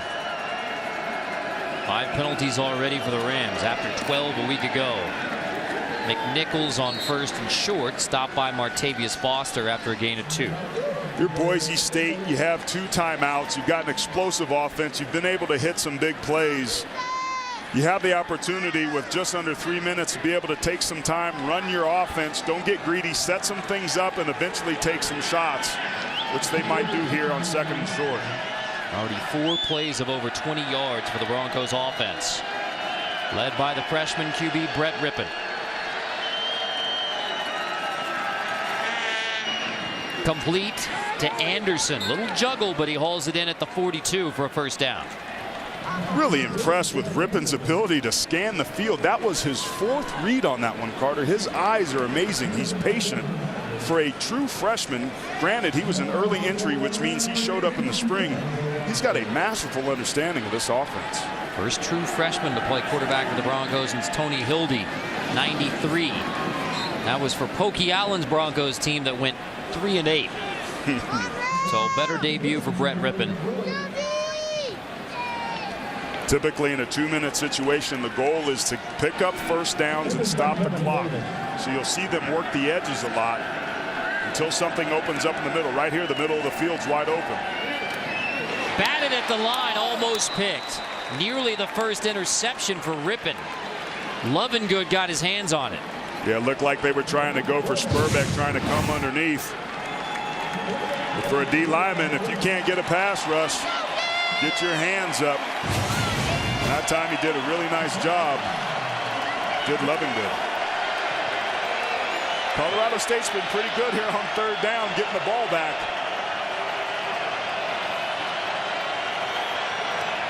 Batted again, incomplete.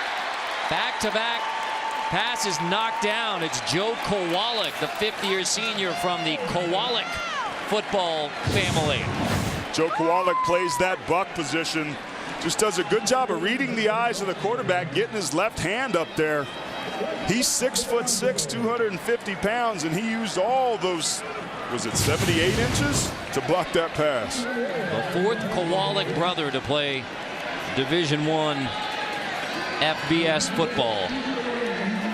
Carter, this is a heck of an opportunity for this Colorado State team. 2 minutes left. They've got 2 timeouts and one of the better receivers in the country. This could be a heck of a turn of events if the Rams can get something going here offensively late in the second quarter. Fair caught by Hansley. He's upset with himself. Well, we're coming up on the Verizon halftime report. We'll send you back to New York for a full update on the day's activities, including that big one in Dallas and the update on the injury to Nick Chubb, Georgia running back. Somewhere Brian Jones is smiling mighty big. Oh, I think so. That was a heck of a win for Charlie Strong. I mean, that's his signature win, and it couldn't come in a bigger game against a better team. That program needed that, just like Colorado State does this drive here. 1st and 10, screen. Dawkins blown up immediately. Dante Dion pops Dawkins after a gain of 1. Yeah, running a screen, if you're expecting pressure on 1st down, maybe you do. But that cost you 20 seconds already, and you only gained a half a yard. That's not the way you want to start out this drive. They've got to be able to take a shot and stop the clock here on 2nd down. 2nd and 9, pressure off the edge. Dawkins runs away from it.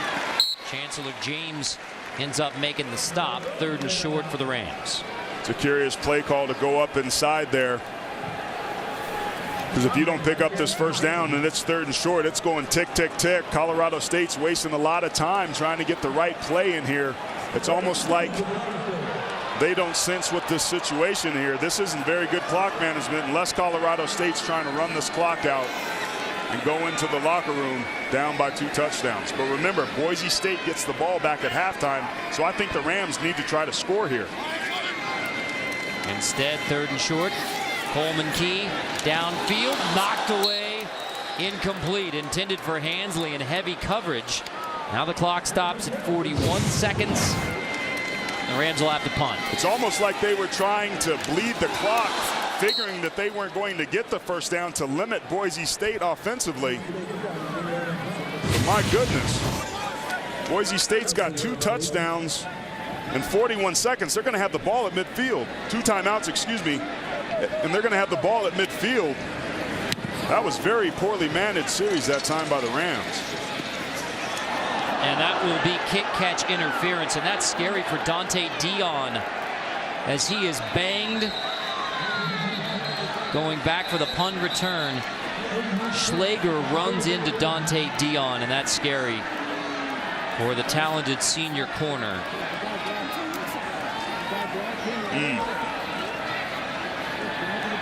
He missed last year's game against Colorado State because of injury.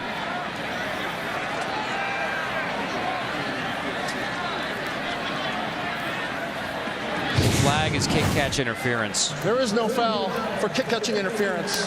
Number 8 was blocked into the return man. First down, Boise State. So going to say that Ford blocked Schlager into Dion and therefore wipe out the penalty. Yeah, it would have been a block in the back. But I tell you what, keep your eye right there by number 25 hitting Schlager.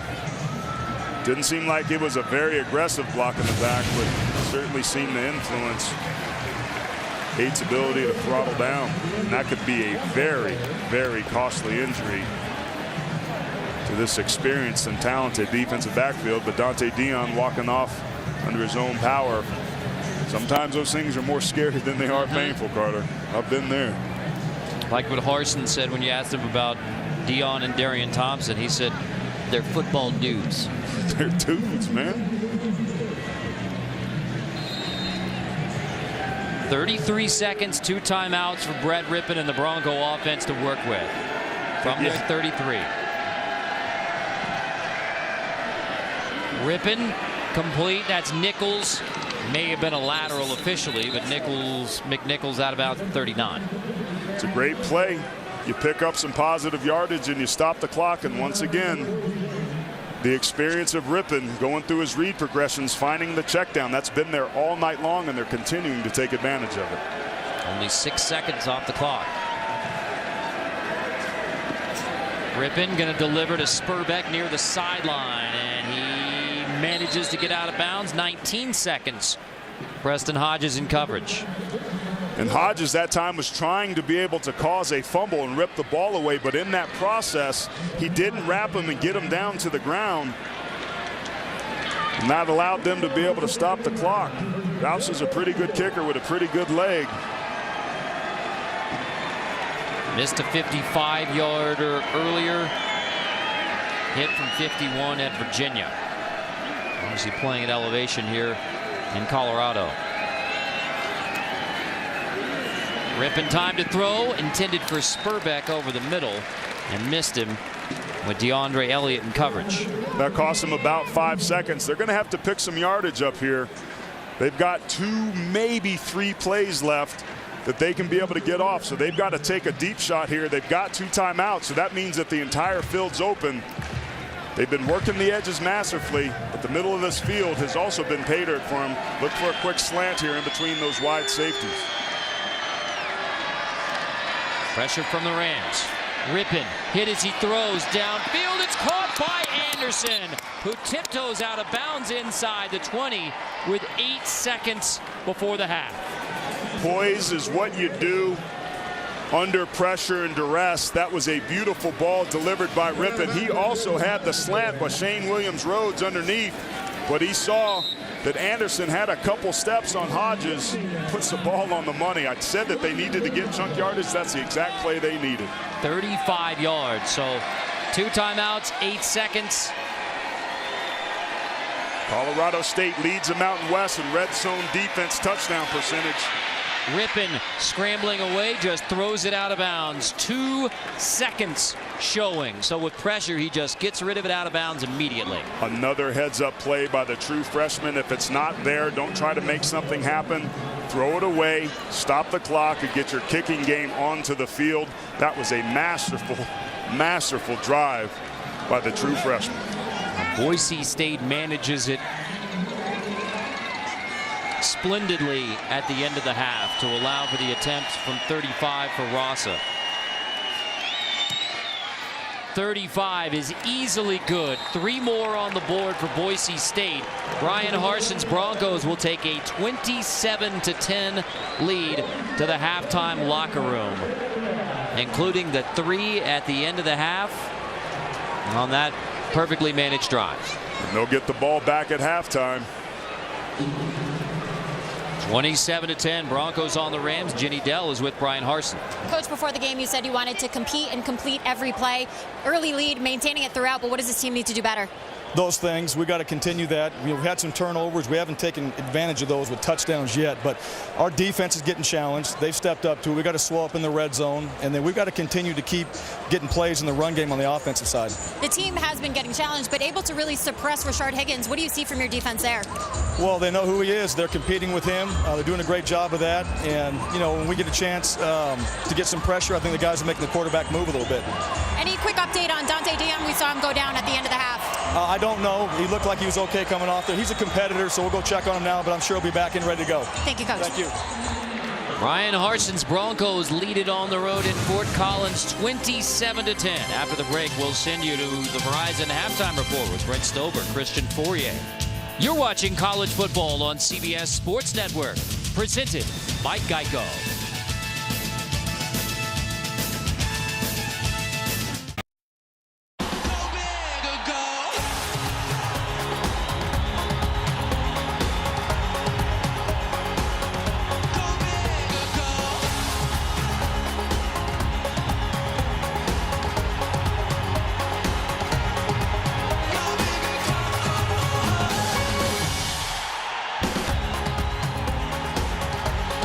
Fifth-ranked Boise State, a 27-10 lead on the Colorado State Rams at the half. Carter Blackburn, Aaron Taylor, Ginny Dell from Fort Collins.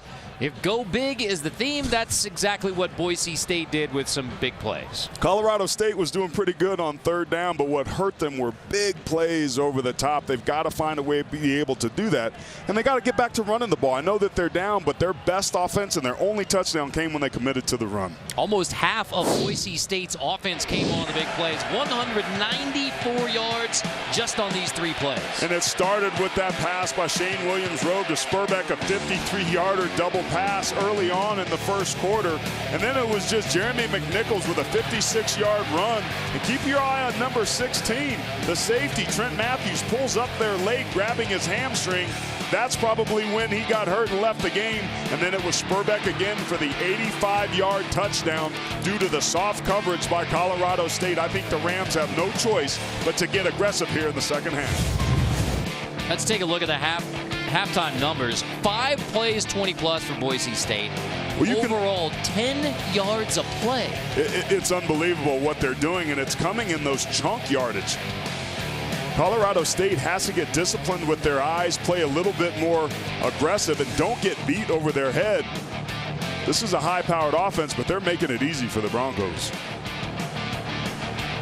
27-10, Boise State on Colorado State. College football on CBS Sports Network, presented by Geico. 5th all-time meeting between Colorado State and Boise State. The Broncos have won them all. Kick out of bounds.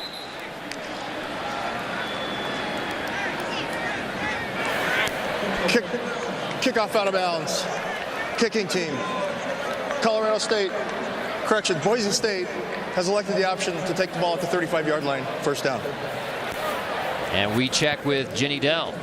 Hey guys, I just spoke with Coach Bobo. He said the biggest thing they need to focus on is limiting those big plays defensively for the other team. He also said they need to worry about themselves, not Boise State. They can't get impatient or this game will get out of hand.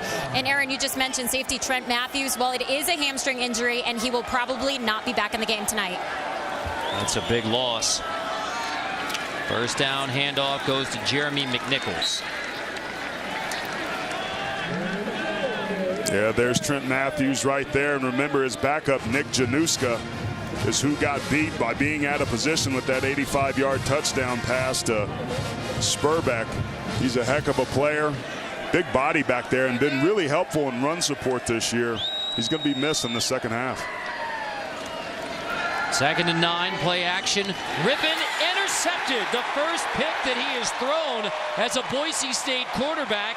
and it's Nick Januska who's in there because of the injury to Trent Matthews. Nick Januska sank on this pass. Brett Rippon was just determined to be able to throw the football where he was. Nick Januska just sinks on it. He doesn't see him. He widens and just throws it right to him in the perfect position. That's a huge turnover for Colorado State. Way to flip the field early on in this second half. That's exactly what they needed. First turnover for Boise State in 4 games. Back to the BYU game, the only loss. Just the 3rd interception of the year for the Ram defense. 1st and 10. Coleman Key at quarterback, handing off to Gaines.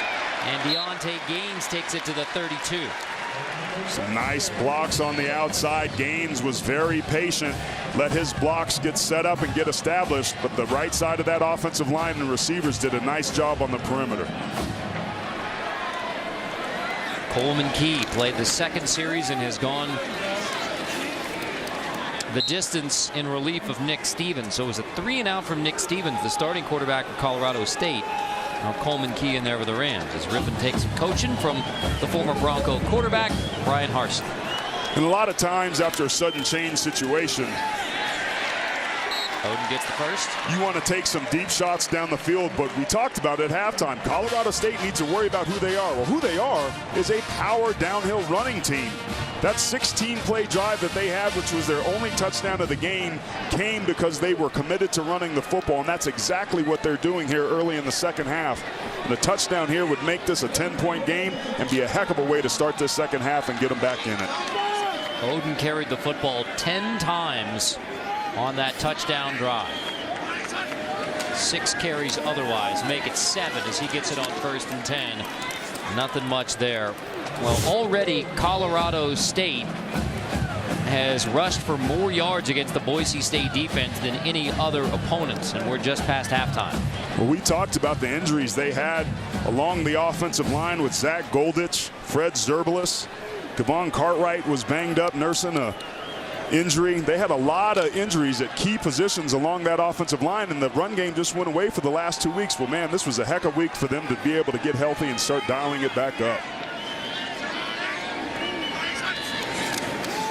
Out of the eye, play action. Coleman Key intercepted inside the 5. Darian Thompson gets it right back for Boise State, and he's leveled at the 25. Thompson's 4th pick of the season, 18th of his career.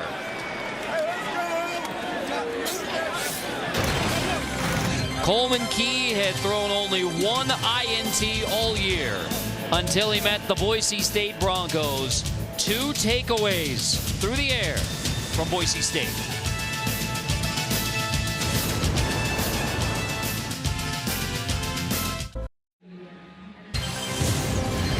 College football on CBS Sports Network is being brought to you by Chick-fil-A. We didn't invent the chicken, just the chicken sandwich. By Verizon. Watch live, local, and primetime games on NFL Mobile included, only on Verizon. And by Icy Hot Smart Relief TENS Therapy. Turn off pain. 27-10 Boise State on Colorado State here in Fort Collins. Carter Blackburn, Aaron Taylor, Ginny Dell, and Darian Thompson with the fresh dew. Daughter Nova born this week. New dad, and now Darian Thompson. 4th interception of the year. 18th of his career. Right after Boise State turnover from Rippon. Thompson gets it right back. And that ties him for the Mountain West career record with those 18 picks. Pretty impressive career, and back-to-back games with an interception. Coaches told us that it's his game film and prep, great instincts. Rippon 2nd and 10, bobbled. Anderson manages to haul it in. Woo! Your Colorado State, you got to find a way to be able to come down with that DeAndre Elliott in perfect position. Great coverage.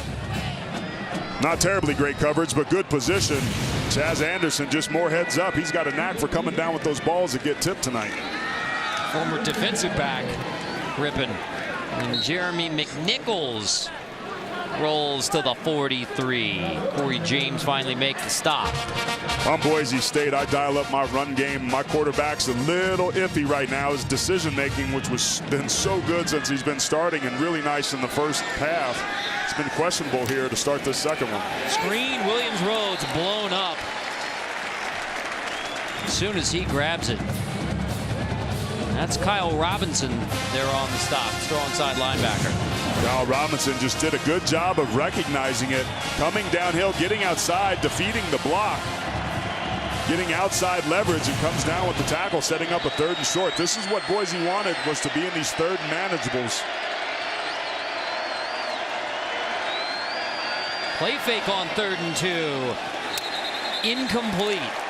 Didn't control it. Jake Rowe, the intended receiver. Robinson there in coverage again. That was a good decision and a nicely thrown ball that time by Brett Ripien. Just comes over, man-to-man coverage, gets behind the sticks, but just can't hold on to it. Another key 3rd down stop for the Rams.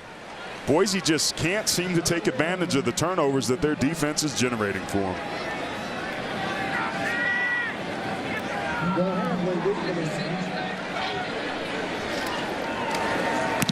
Whale hits it at the 32. Fair catch. Hansley hauls it in. Rams need to score to have a chance at coming back.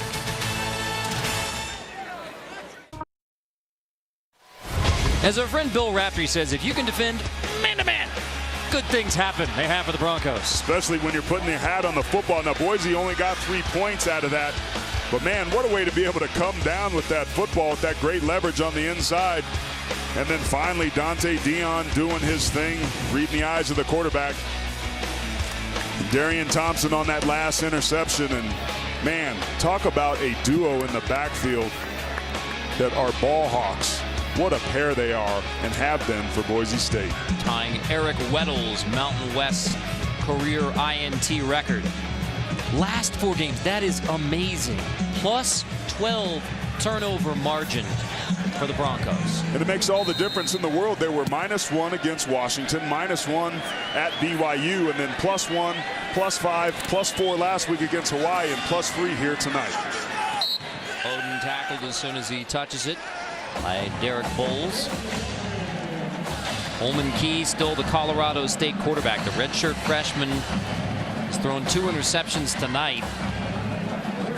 4 completions, 2 interceptions for Coleman Key, as the Rams struggled to get anything going in the passing game. But what he does do is he has mobility in his legs, and again, the only touchdown they've had, Coleman Key was very integral, making plays and picking up first downs with his legs. Complete. That's Rashard Higgins, wrestled down as soon as he touches it by Jonathan Moxey. Just the 3rd catch for Higgins. As you see Nick Stevens, who started the game and has started all 6 games for Colorado State. He's on the sideline. Coach Bobo talked about getting back to who they are. Well, that's a run team. They like to run, play action.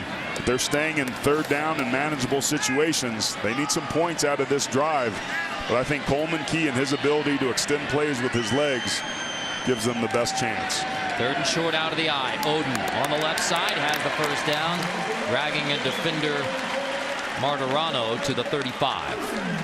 Really impressed with Nick Callender and Zach Golditch, Jake Bennett, Fred Zerbelis, and that right tackle Sam Carlson. Those guys are getting a hat on a hat up front and moving the line of scrimmage against one of the better run defenses in the entire country.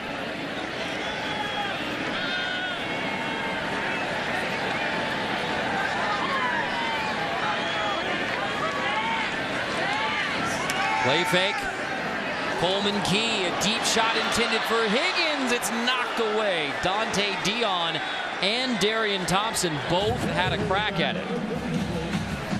Credit Rashard Higgins for a pass breakup on this, because he turned into a defensive back. See him try to take the legs out, and does a very good job of Darian Thompson. That's just a heads-up play by the wide receiver. That just saved an interception. Could have been offensive pass interference. Could have been, but it wasn't. Equal rights to the ball. he's just going to have to dump that one incomplete with the pressure coming from Ben Weaver, the weak side linebacker. Now we've seen this again. When Colorado State throws the ball on first down, it puts them behind the chains. That's another incompletion. The series following that 16-play drive that they had 13 runs and only 3 passes, they went 3 and out because they threw 3 straight passes. Is this going to be another example of them doing that right here on this next play? Broncos play coverage on 3rd and 10. Coleman Key incomplete. Intended for Vaden. Rams will punt. Looks like we got our answer. Good stop that time by Boise State. Brought a little bit of pressure. Coleman Key, and his lack of accuracy, is 5 of 19 on the night with a couple interceptions. But Colorado State at some point is going to have to throw to try and get themselves back in the game. They need to try and force a turnover on this next series. Good to see Dante Dion back out there returning punts after a scary moment for him. He's wrestled down near the 18. Broncos still lead it by 17.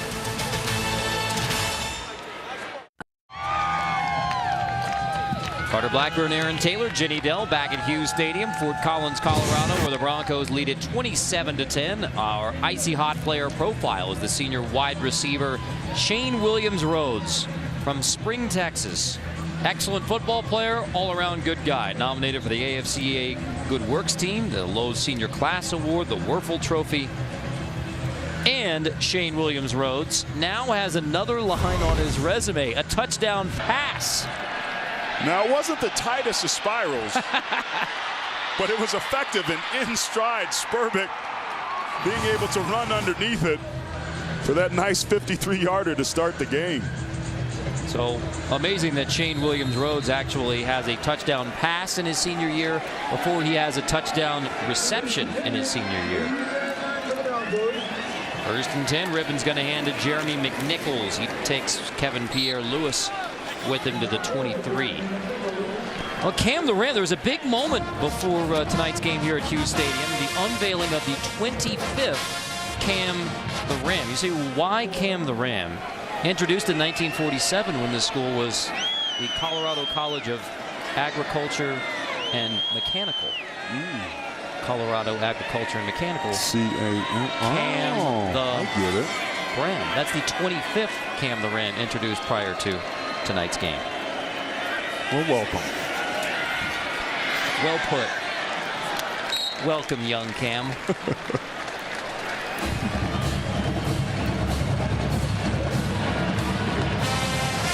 Once again, Colorado State's been pretty good on 3rd down. Rippon's kind of cooled off here in this second half. His accuracy hasn't necessarily been there. Considering the fact that Colorado State has outrun Boise State, you wonder why the Broncos aren't trying to dial up their run game more than they have here.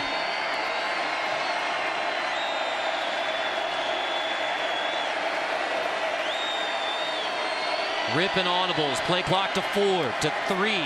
The freshman QB back into the shotgun. They just get it off. Brett Rippon. Deep shot. Downfield it is caught. What a grab by Jeremy McNichols. All day for Rippon to eventually find McNichols. And the beautiful thing about this ball, Carter, was his location and where he put it. McNichols, one-on-one coverage against Corey James, is able to slightly bend his route at the end. Nichols threw him open. Rippon threw him open on that last one. And another big play by the Colorado State defense allowed. That's 49 yards on the last 2 plays from Jeremy McNichols. 1 receiving, 1 rushing. He played wide receiver last year as a freshman, now running back as a sophomore. Brings a unique skill set. Colorado State, their first of the half. 30-second timeout. Rams will have to take a timeout to regroup. Jeremy McNichols, the sophomore from Long Beach, Santa Margarita High School.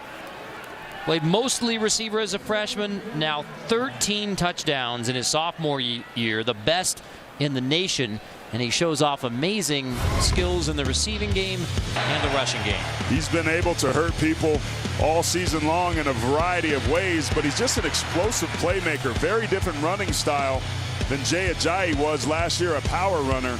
He's got great vision, really nice hands. They got a one-on-one situation that time against a linebacker. They call him the McWeapon, Carter, because he's so McProductive.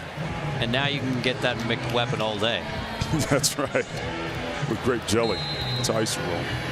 That's how Coach Nutt takes his. Does he? Yeah. It's a Southern thing, I guess. Story behind that.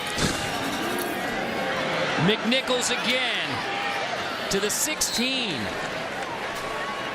Well, it is all McWeapon. That's 12 more yards for McNichols. Some good blocks at the point of attack. Good double teams on the play side. And there's that vision. Sets it up perfectly. Puts his foot in the ground. Breaks to the right with a big gain. Nearing 200 yards total offense for Jeremy McNichols. As Boise State is yet again in the red zone against Colorado State. Tonight's red zone brought to you by Verizon. 2 trips, don't have a touchdown yet. They've settled for the field goals from Ross. So that continues the trend for Colorado State. They're very, very good. They lead the conference down here. It's kind of a bend but don't break mentality. If you're Boise State, you got to be thinking 7 to try and put this game away. Spurbeck direct snap, gives it to Shane Williams-Rhodes inside the 10. Another wrinkle in the red zone from the Broncos. And once again, a perimeter run that finds some pay dirt.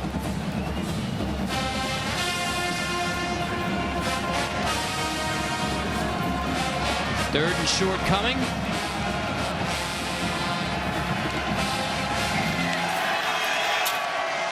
One Wildcat. Yeah, it's Kelsey Young who's going to take the Wildcat snap. Young bobbles, keeps it.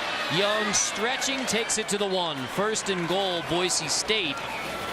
The graduate transfer from Stanford, Kelsey Young, takes it on the Wildcat. He's a tough physical runner. Really nice job in pass protection at times. But he's a nice change of pace for Jeremy McNichols. About the same size, but a much different running style. Colorado State has a player running late onto the field. Boise State doing what they do best, trade the formation and strength. Young takes it. Met at the goal line and driven back. Trent Matthews leads the way. Tackling Kelsey Young. Trent Matthews, we didn't think that we were going to see him, but he's battling through that hamstring injury. Provides a lot of leadership for this team. Just a nice job of scraping down the line of scrimmage and canceling that gap. You see him even just hobbling off after making that tackle at the 1.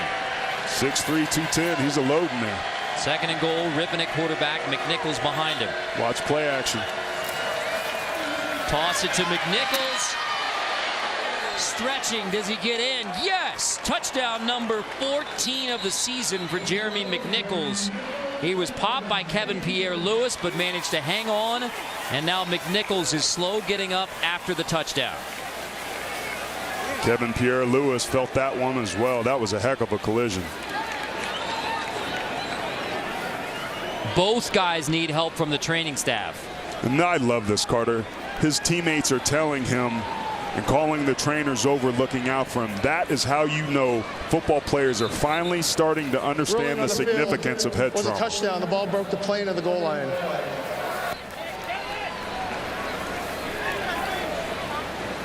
So the teammates pointing out to the training staff, Kevin Pierre-Louis needs our help. Needs your help. Just a heck of a collision down there on the goal line. Football is a violent game. Credit both these guys, and that's a clean hit. Didn't lead with his head, he led with his shoulders. But man, you can tell both those guys felt the brunt of that. Well, McNichols wins the fight at the goal line. A touchdown for the sophomore from Long Beach, his second of the night, 14th of the season. Kevin Pierre-Louis getting the attention on the Colorado State sideline. The rules changes and the education just showed up by what we saw with the Colorado State Ram teammates looking out for one of their own. Under further review, the ruling on the field was that the ball broke the plane of the goal line for a touchdown.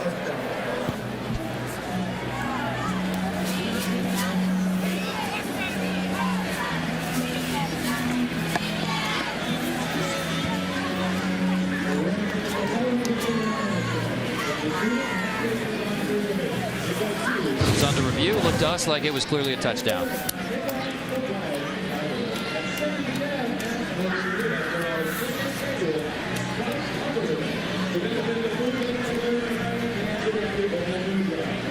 It's a great look at when the ball crosses the goal line, but it's hard to see where his knee goes down. Right there you can see his knee go down, but you can't see the location of the football. There, to me, that was the best look, that one before this one.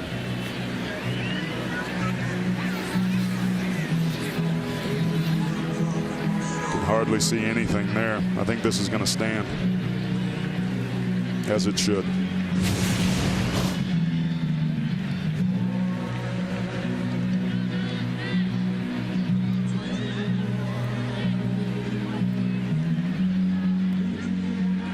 Kevin Marr's going to have a look at it. The replay official, John Hansen, should say. This is John Hansen's all his call. College football, it's the replay official on site who has the sole discretion. That's McNichols walking toward the Boise State locker room after the touchdown run, if the touchdown stands.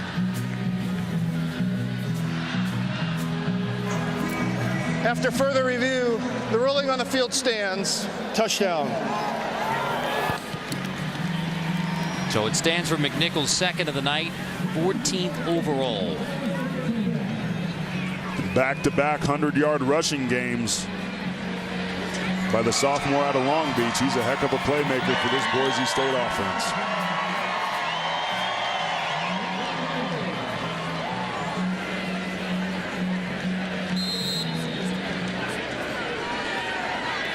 Rosser for the PAT.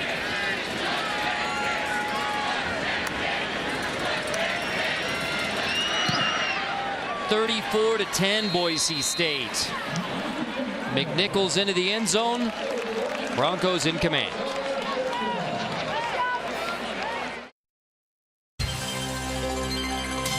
You get pretty buff as a Boise State cheerleader with all the points that the Broncos are putting up. It is 3 straight with 50+. They may be on their way. And when we're done here in Fort Collins, it's on to Utah State versus Fresno State. Rich Walls, Adam Archuleta, and Cassie Gallo will have the call. Adventurous weekend for Cassie in Fresno. So that she went skydiving with the Fresno State skydiving team. We'll be bringing the football in for that one.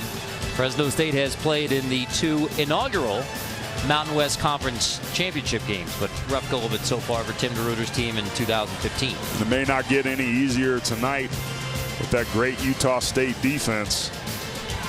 Tell you what, Matt Wells is one of the most underappreciated coaches in the country.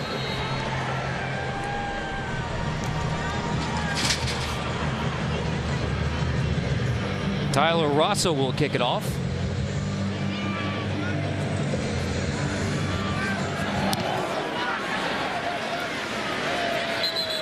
Touchback. Colorado State will get it at the 25. Now Boise State, a run of Friday games, including next week at Utah State in Logan Romney Stadium. It's interesting because these games that are played on unique nights are hard for teams, but the good thing is Boise State has enough cracks at them that they kind of get into a rhythm. Football players typically are creatures of habit and they like to run on the same schedule, but credit the Broncos for being able to find ways to perform very well when they do it. Nick Stevens back in at quarterback for Colorado State, completes his first pass of the night to Kevon Cartwright, the tight end. Stevens, the sophomore, who started but only played the first series. Rams trying to get a spark from their starter off the bench. Well, it's a 3-score game, and what Stevens lacks in arm strength, he, I think, has some ability to be accurate and maybe gives him a chance to be able to throw the football downfield a little bit, because they're going to need to here.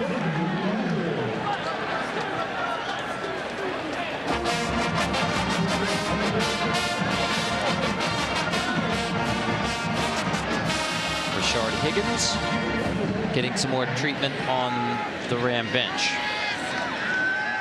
Nick Stevens, screen.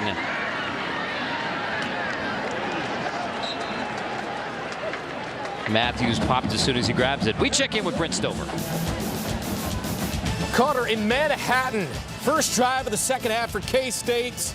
Joe Huebner picked off. And it's a 60-yard house call the other way from Derek Kindred. Wildcats still lead, number 2 TCU 35-24. Guys? Interesting, Brent. Now, that's still third quarter, so opportunity for Boykin and the Frogs to avoid the big upset. Little Manhattan's not an easy place to play, and Kansas State is one of those teams that's made a living of ruining the dreams of a lot of football teams. 2nd and 9. Stevens tucks it and manages to avoid the tackle from Ben Weaver to set up third down. And it's a 3rd and medium, which is a very manageable situation. That was a great pickup with his legs there. Stevens was over on his first drive. 2 completions on this one. This is a key 3rd down that they need to keep these chains moving, and Rashard Higgins is not on the field. Stevens 3rd and 4. Time to throw. Delivers complete. First down. That's Sammy Long, the sophomore, who's wrestled down out of bounds at the 35. Cameron Miles makes the stop. Gain of 23. This play started with great protection up front and just a nicely thrown ball to Long. And then Jonathan Moxie overrunning allows for the big first down, but really nice job. Boise only brings 4, and that offensive line once again holding up front. Stevens leading the Rams on this drive to the 35. Izzy Matthews.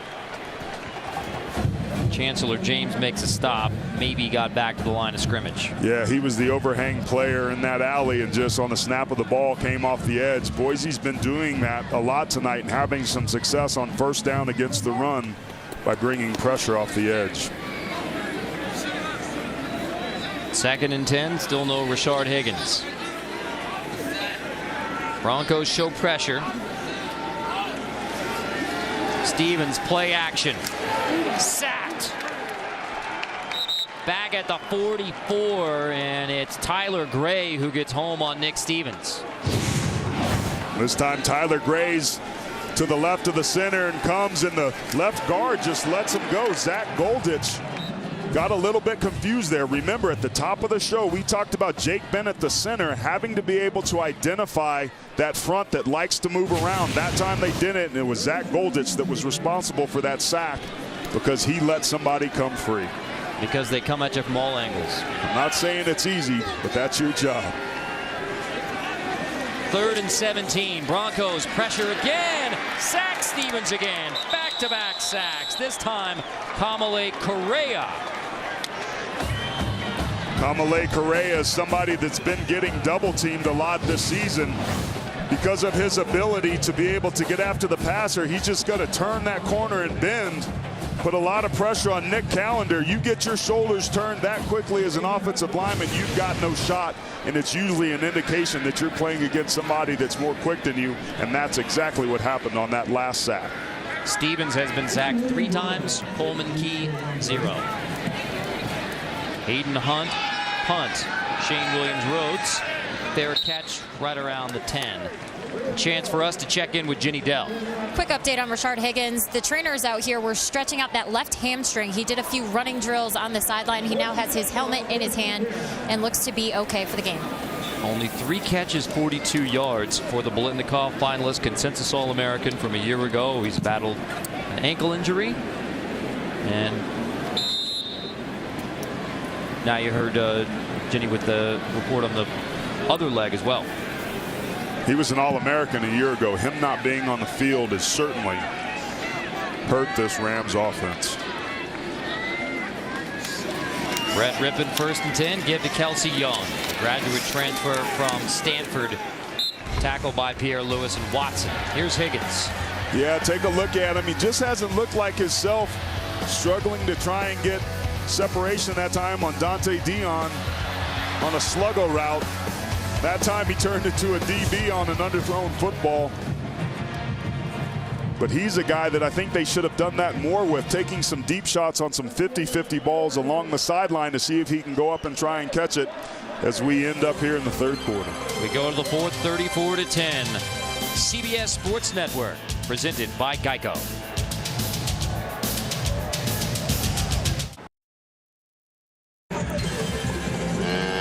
tonight's Chick-fil-A fan cam with a lot of pink in the stands here in Fort Collins, Colorado. And some blue and some orange for Boise State, as the Bronco fans always travel well. They've enjoyed what they've seen tonight, a 34-10 lead for the Broncos on the Rams. Not even that fantastic hat has helped the Rams much tonight. 34-10, Boise State on Colorado State. A lone touchdown drive, a 16-play drive for Colorado State when they rushed it 12 of the 16 plays. Brett Rippon under center on 2nd and 5. First play of the fourth quarter, Kelsey Young behind him. And Spurbeck in motion. Fling it to the outside on the screen, complete to Achillian Butler. That is just his second catch, and a fumble results. Colorado State appears to have the takeaway.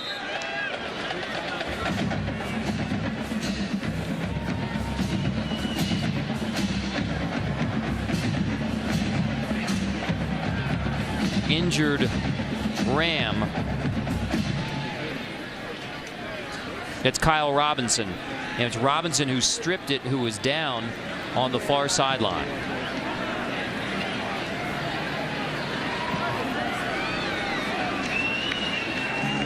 It's Adiambo, the left tackle there for Boise, who's down as well. Man, there were some collisions on that. It's going to be Boise ball. It will be Boise State football. That signal just occurred that it's Boise State football. So you got Adiambo down and Kyle Robinson both down on the play.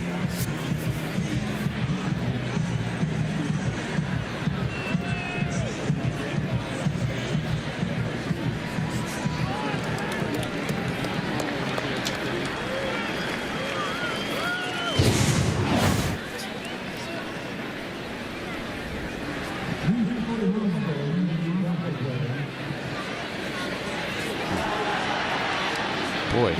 Looked like he was hit by his own player that time. Kevin Pierre-Louis looks like he hit Kyle Robinson right there. Oh, wow. Yeah. So Pierre-Louis actually strips it, and then he and Matthews collide. Matthews is that physical safety that has done a nice job tonight coming down in run support, and that time collision was unfortunately helmet to helmet and happened to be with his own teammate.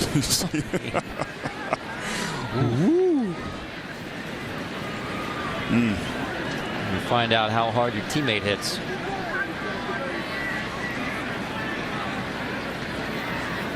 Now, meanwhile, Adiambo is back on the Boise State sideline. Now Robinson's on the far sideline, so the Ram training staff is now going to walk him along that far sideline. Pierre-Louis not feeling too good either.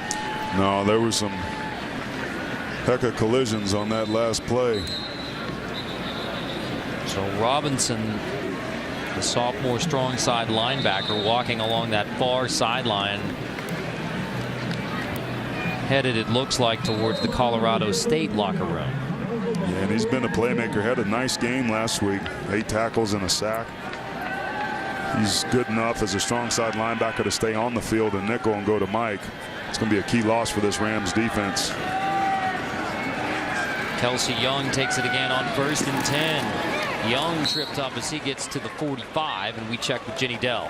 And just a quick update on running back Jeremy McNichols. He underwent some concussion testing, was brought into the locker room, is now back on the sideline wearing warm-ups, so he's out for the game. I'm working on all these other injuries right now, guys. Thank you, Jenny. There's a lot of work to be done. Well, McNichols' night is done. 181 yards of total offense and 2 touchdowns. Pretty good night for the sophomore running back out of Long Beach. Yeah, it is, and that's Steve-O Michael getting penetration again. Boise making a concerted effort to be able to run the football. There's been several times where this Colorado State defensive line has gotten penetration when Boise's tried to run the football. As bad as this score seems, being down 24, there's going to be a lot of positives when they turn this film on if they happen to lose. Rippon on 2nd and long. Completes to the sideline. Pointed out Steve-O Michael, who made that play The last time pass incomplete. Steve O'Michael earned his degree in social work in May. Coloradan had a great story about his decision to come back for his senior year to finish his degree. He wanted to stay in Orlando, earn a paycheck this year. His mother insisted he come back for his degree and finish his football career. Great choice. Mamas know best. Another key third down. Colorado's been pretty impressive. Boise all year long struggled on the road. And a costly mistake, self-inflicted wound again by the Rams. That's twice.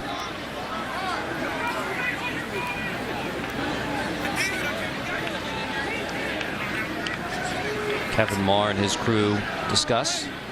This time it's going to be a Martravius Foster.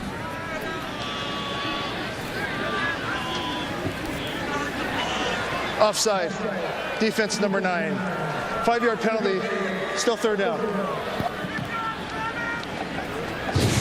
Just can't have that out of a senior. He's tied for third in the Mountain West Conference with sacks. So defensive lineman, you have to watch the football. That's the only time you move. When it moves, you move. A couple costly mistakes by defensive line that's played pretty well at times tonight. So 3rd and 7 for the Broncos. Incomplete, intended for Spurbeck. Some physical coverage. That'll draw a flag. Rippon got hit as well. Steve O'Michael introducing himself. Number 4 to number 4 that time. Braylon Scott in coverage.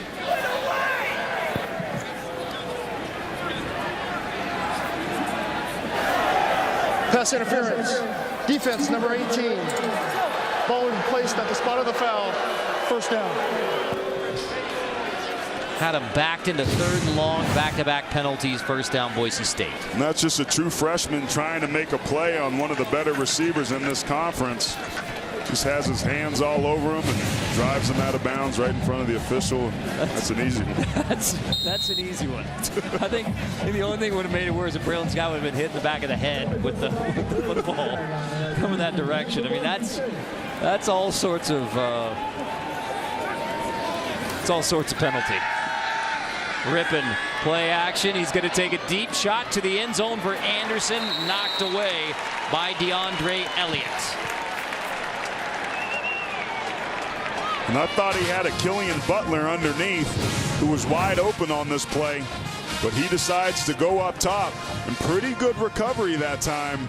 His ball's a little underthrown, and Anderson has to stop for it, and that little bit of hesitation in the underthrown ball allows DeAndre Elliott the time to be able to recover and disrupt the throw.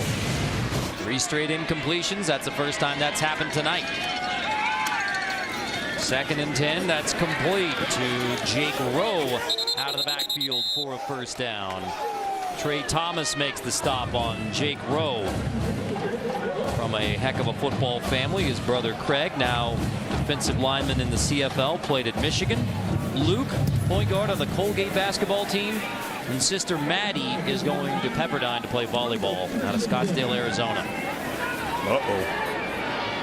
Shane Williams Rhodes pushes his way to the 16. That play looked like it was there initially, but another good back-to-back play that time by DeAndre Elliott, doing a nice job of setting the edge and forcing the play back inside so that the pursuing defense could show up. Still was a first down, but that could have been a touchdown. But DeAndre Elliott, number 13, didn't play it so well. 9th play of this drive for Rippon and the Broncos. It's Kelsey Young. And there's the featured running back because of Jeremy McNichols' goal line collision. Kevin Davis makes another stop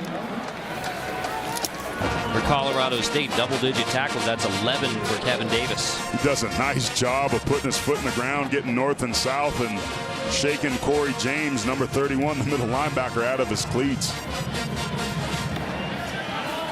Kelsey Young, whose younger brother Corey is also a Bronco running back.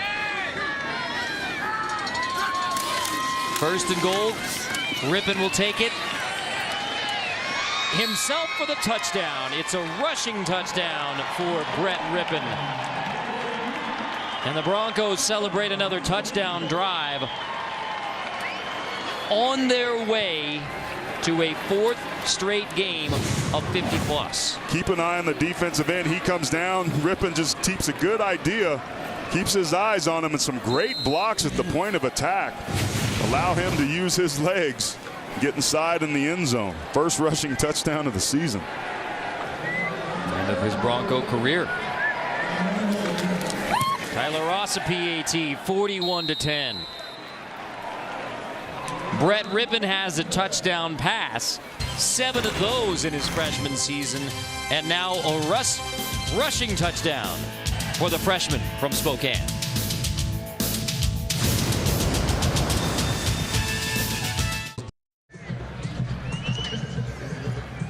And welcome back to Fort Collins, where Boise State just scored a touchdown on a zone read. The defensive end, Brett Rippon's going to read him coming down the line of scrimmage, trying to go for the dive on the inside zone. It's a perfect pull read, and just some great blocks here at the point of attack, double teaming these guys. These guys are working for their young true freshman quarterback, getting it done. Rippon, not known as a runner, plants his foot in the ground, gets north and south for a really nice touchdown, the very first of his career as a Bronco. That was part of the scouting report from his Super Bowl MVP uncle, Mark Rippon, when he told Ginny Dell, don't run, don't, just be yourself. You're not a mobile quarterback. Well, Brett's now got a rushing touchdown to show Uncle Mark and the rest of the family. We also told him to focus on the deep game, and he's got that one down. Got that one down. Another touchback, a chance for us to look at tonight's Going Places, brought to you by Toyota. Where's Colorado State going? 3 miles east of here on campus, a stadium that is under construction now. $220 million new stadium, going to replace Hughes Stadium, about the same size, but it's a chance to be on campus in a brand new facility that looks sharp. It looks beautiful, and I'm a big proponent of this. I think that college football, to be able to involve the student body and have that collegiate feel, needs to be able to play on campus, and I think that's going to be a good move for him here. As beautiful as this setting is that we have, it's a little bit of an older stadium, and it is quite a bit away from campus. In fact, you go back to Bob Dylan's Rolling Thunder review, memorable concert here at Hughes Stadium in Fort Collins, spring of '76. Is that why you were making us listen to that on the way home from the production meeting yesterday? That's exactly right. You and Jenny had no interest.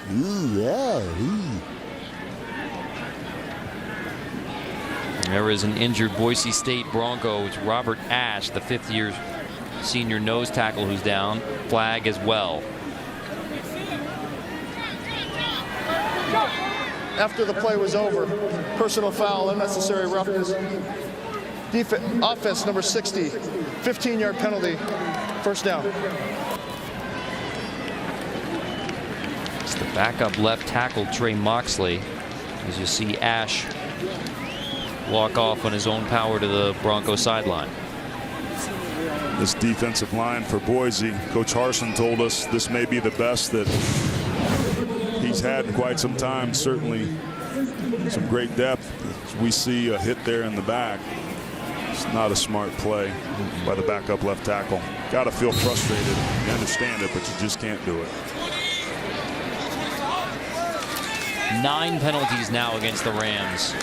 Gaines wrestled down as soon as he touches it by Cameron Hartsfield, a safety from Allen, Texas, as the Broncos now going with mostly 2s. And Boise State defensively all night, regardless of who's been out there. When Colorado State has tried to get to the edges with that quick pass game, they've been able to plant their feet in the ground, drive on the football, and get the ball carriers down without a gain. Really nice job in that area tonight.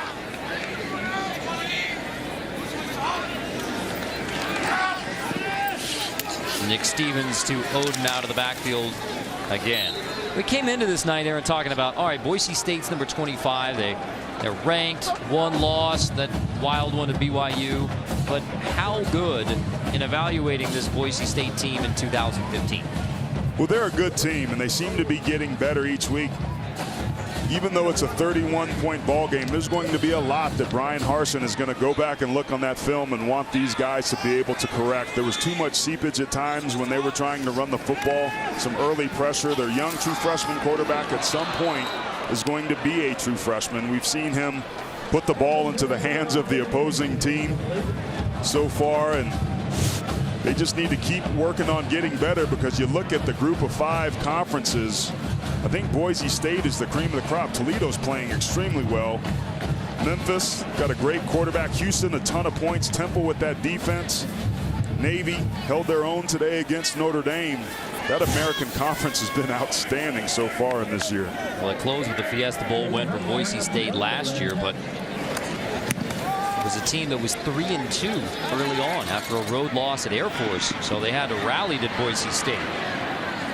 Williams Rhodes brings it back across the 42.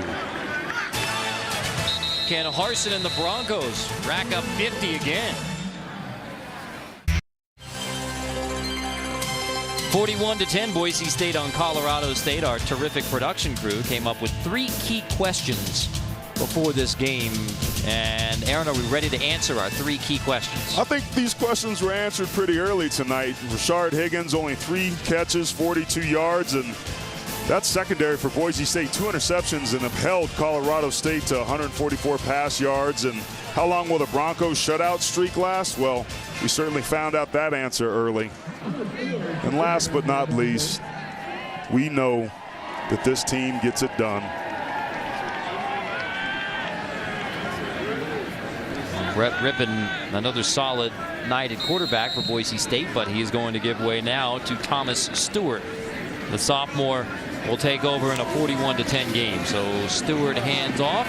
That's Devin Demas, the junior running back from Houston, across midfield. And Boise State playing without Jeremy McNichols, who left the game after his second touchdown run. And now Rippon hands it over to Thomas Stewart, the sophomore from Baltimore. This is a good opportunity to get some quality reps against a good defense, to be able to create some depth. Remember, quarterback injuries have plagued this team early on. They're lucky that they had such production out of Brett Rippon. So it's good that Stewart can come in here and get some live reps and get some more quality experience, because who knows, at the rate this is going for this year, this Boise team, you don't want to have to open up another can of quarterbacks, but if you do, you've got a guy that's taking some live reps. But man, what an early start to the season Rippon's had. He's a tremendous quarterback, I think, with a huge upside. Stewart turns and hands to Demas. Thomas Stewart, the sophomore quarterback in the game now for Boise State. He's from Baltimore, Calvert Hall, and I really like this line on his resume. Thomas Stewart was the MVP of the Crab Bowl. That's the Maryland High School All-Star game. Making me hungry. Thought you would like that wrinkle. 2nd and 8. Thomas Stewart will wrestle down back at the 50. This isn't the Crab Bowl. No, it's not. And once again, a lost yardage play at the line of scrimmage, thanks to some penetration by that Rams front. This is a 3rd and long situation. Stewart needs to be able to protect this football. Remember, if it's not there, throw it away, because the punt is always a positive play. Stewart 3rd and long. Drops it. That was not a trick play where the quarterback for Boise State pretends to fumble it. Stewart just dropped it. Yeah, you worry about that with a guy getting some live reps. There was some pressure. He had to break the pocket. He had his eyes downfield, but he just lost track of the football and got very lucky there to jump back on it. Sean Whale, who's had a solid night in the punt game for Boise State. They're trying to tighten this area up after a terrible start to the year when they had a block and a punt return for a touchdown in the Washington game. Touchback here for Sean Whale. Boise State in command.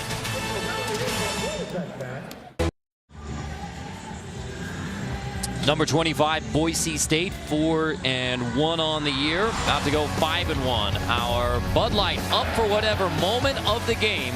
Shane Williams Rhodes to Thomas Spurbag. And Shane Williams Rhodes has his first career passing touchdown. 53 yards to Spurbag in the first. This was the first Boise State touchdown, a 53-yarder to Thomas Spurbag, taking advantage of some pretty nosy safety play that time by the Colorado State Rams. And See that big smile. He's got to be feeling pretty good. Got 7 touches tonight, too. 52 yards. Not a bad showing for the senior. Nick Stevens still in at quarterback for Colorado State. Comes back to Jordan Vaden, who is popped as soon as he grabs it by Raymond Ford, the junior from L.A. via Riverside Community College. Heck of a job by Ford that time to be able to play that. Boise State has their backups now in defense as well. That quality depth will show up big for them down the stretch. Most of the Broncos starters resting now. Complete on the outside, Xavier Williams. We check with Jenny Dell. An update on sophomore linebacker Kyle Robinson. Remember, this happened at the beginning of the 4th quarter. He was the player that was helped down the Boise sideline by trainers. They took off his shoulder pads as they helped him down. He looked to be in severe pain, and he was grabbing for that left shoulder. He just came out of the locker room with a sling and ice on his left shoulder. I'm told he's questionable, but from my perspective, I don't think he's going back in the game, guys. No, it's a great observation. With the ice pack on the shoulder. This is the play he was hurt on.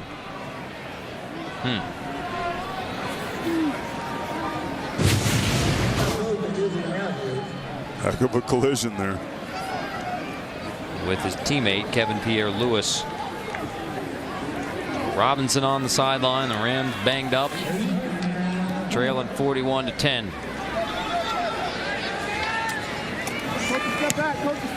Han punts it at the 20. Fair catch at the 32-yard line. Boise State hoping to make it 5 straight. 50.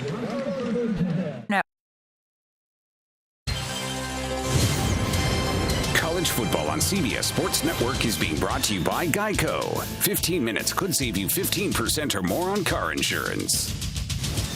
By Bud Light, the perfect beer for whatever happens. And by Toyota. Let's go places.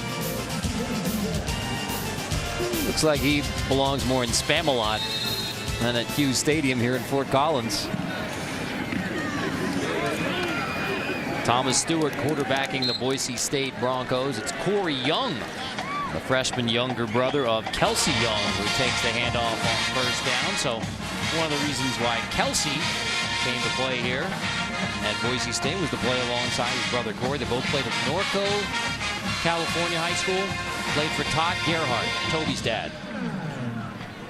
What bloodlines those guys have. Toby Gerhardt was such a physical runner. That's been the element that the Stanford team has been missing. But Ed McCaffrey's son's been doing a nice job. They've been running the football extremely well. It's Corey Young again. Corey didn't think his knee hit, but line judge says it did back at the 40. So taking a look at our AP top 10, there's still a lot of action to be determined late tonight, including Michigan State and TCU. Yeah, and Kansas State's at the 1-yard line about to put it in to increase their lead. Baylor won easily. Michigan State, with all those injuries, struggling to find ways to win, but to their credit, they keep doing it. This is going to be one of those crazy years where whoever ends up in the playoff will likely have 1, if not 2 losses. I think the over and under on total losses in the playoff teams is at least 4 this year. Wow. There might be a 2-loss team in there.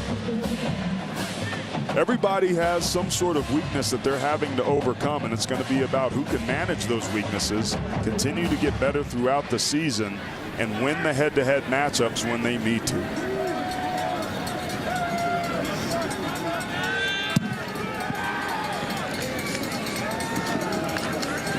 Corey Young again across midfield. Young getting some solid reps here. Well, Mike Bobo's former team, the Georgia Bulldogs, lose 38-31 to Tennessee, and Nick Chubb with a bad injury. Well, and credit Tennessee. The big knock on them was being able to blow leads. This time it was Georgia had a 24-3 lead in that ball game that they eventually lost. So Florida now, Jim McElwain's team, the clear favorite in the East? I thought they were as soon as that Nick Chubb injury happened that was going to be the case. Those guys seem unflappable. High snap. Stewart corrals it and just runs out of bounds. Shane Williams-Rhodes there to help him out, as is Jeremy McNichols. Ball handling and security with this backup has been an issue there for Stewart. He's got to find a way to get that ball down. His credit, he's been falling on it and coming up with it. Mason Hampton, the backup center, now in there for Boise State as well. And that's usually what happens when you get new quarterbacks, new guys snapping them the ball. They're fresh reps. You can have some of those exchange issues, and that's why you get these reps to kind of knock some of that rust off. Coaches don't care, though. They want and expect the same production. Ryan Wolpen takes the handoff on 3rd and 6 and gets 5. Boise State, this was the 16th offensive possession by Boise State tonight. It's incredible when you look at what Boise State's been able to do with the football. They just get so many opportunities. Offensively, they've struggled on 3rd down, but they've picked up such big plays through chunk yardage. They're trying to pick up this yard, nicest gain. I get it. Let's take a look at the remaining schedule for Boise State. Next Friday night, we'll be there in Logan, Utah for the Broncos and the Utah State Aggies. Who challenges Boise State the rest of the way? I think Utah State on the road has an ability to be able to test this Boise State team offensively. They are a stout defensive unit. They've had some injuries on offense, but the backup quarterbacks come in and done a pretty nice job. But other than that, man, it's hard to say. I think really Boise State's toughest opponent's going to be themselves in cleaning up miscues. If they can just handle their business and execute, they should be fine down the stretch. Well put. Boise State's biggest opponent is themselves.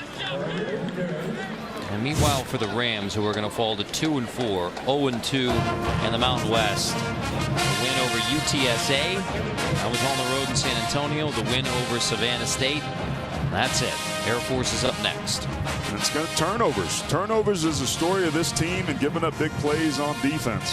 Unless they clean that up, they're going to really struggle down the stretch. Because there's some football teams there that somebody in the Mountain Division down the stretch is going to continue to get better and hopefully emerge.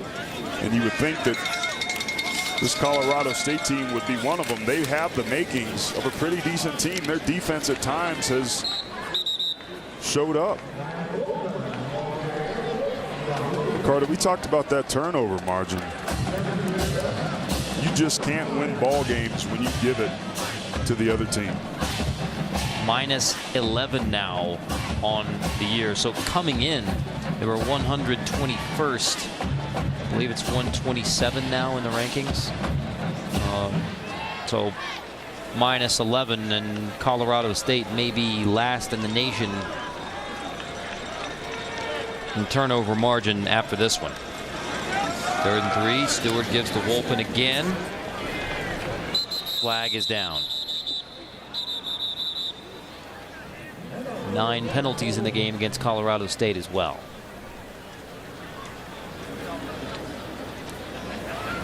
$12 a week ago.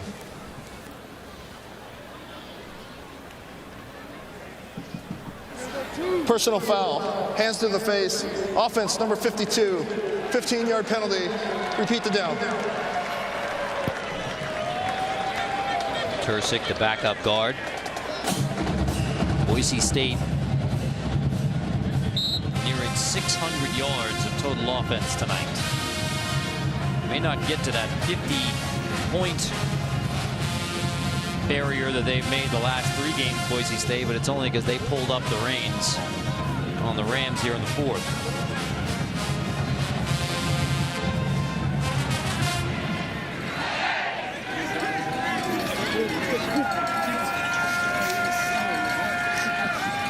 Wolpen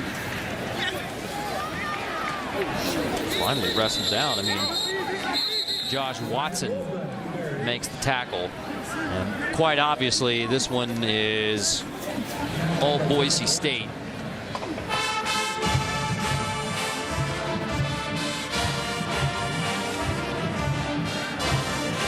May have to snap it. You see the difference between the game clock and the play clock for 4th down. But Boise State is going to go to 5-0 all time against Colorado State. Night that began with the big play scoring-wise, 53 yards. Shane Williams-Rhodes to Thomas Spurbeck to make it 7-0.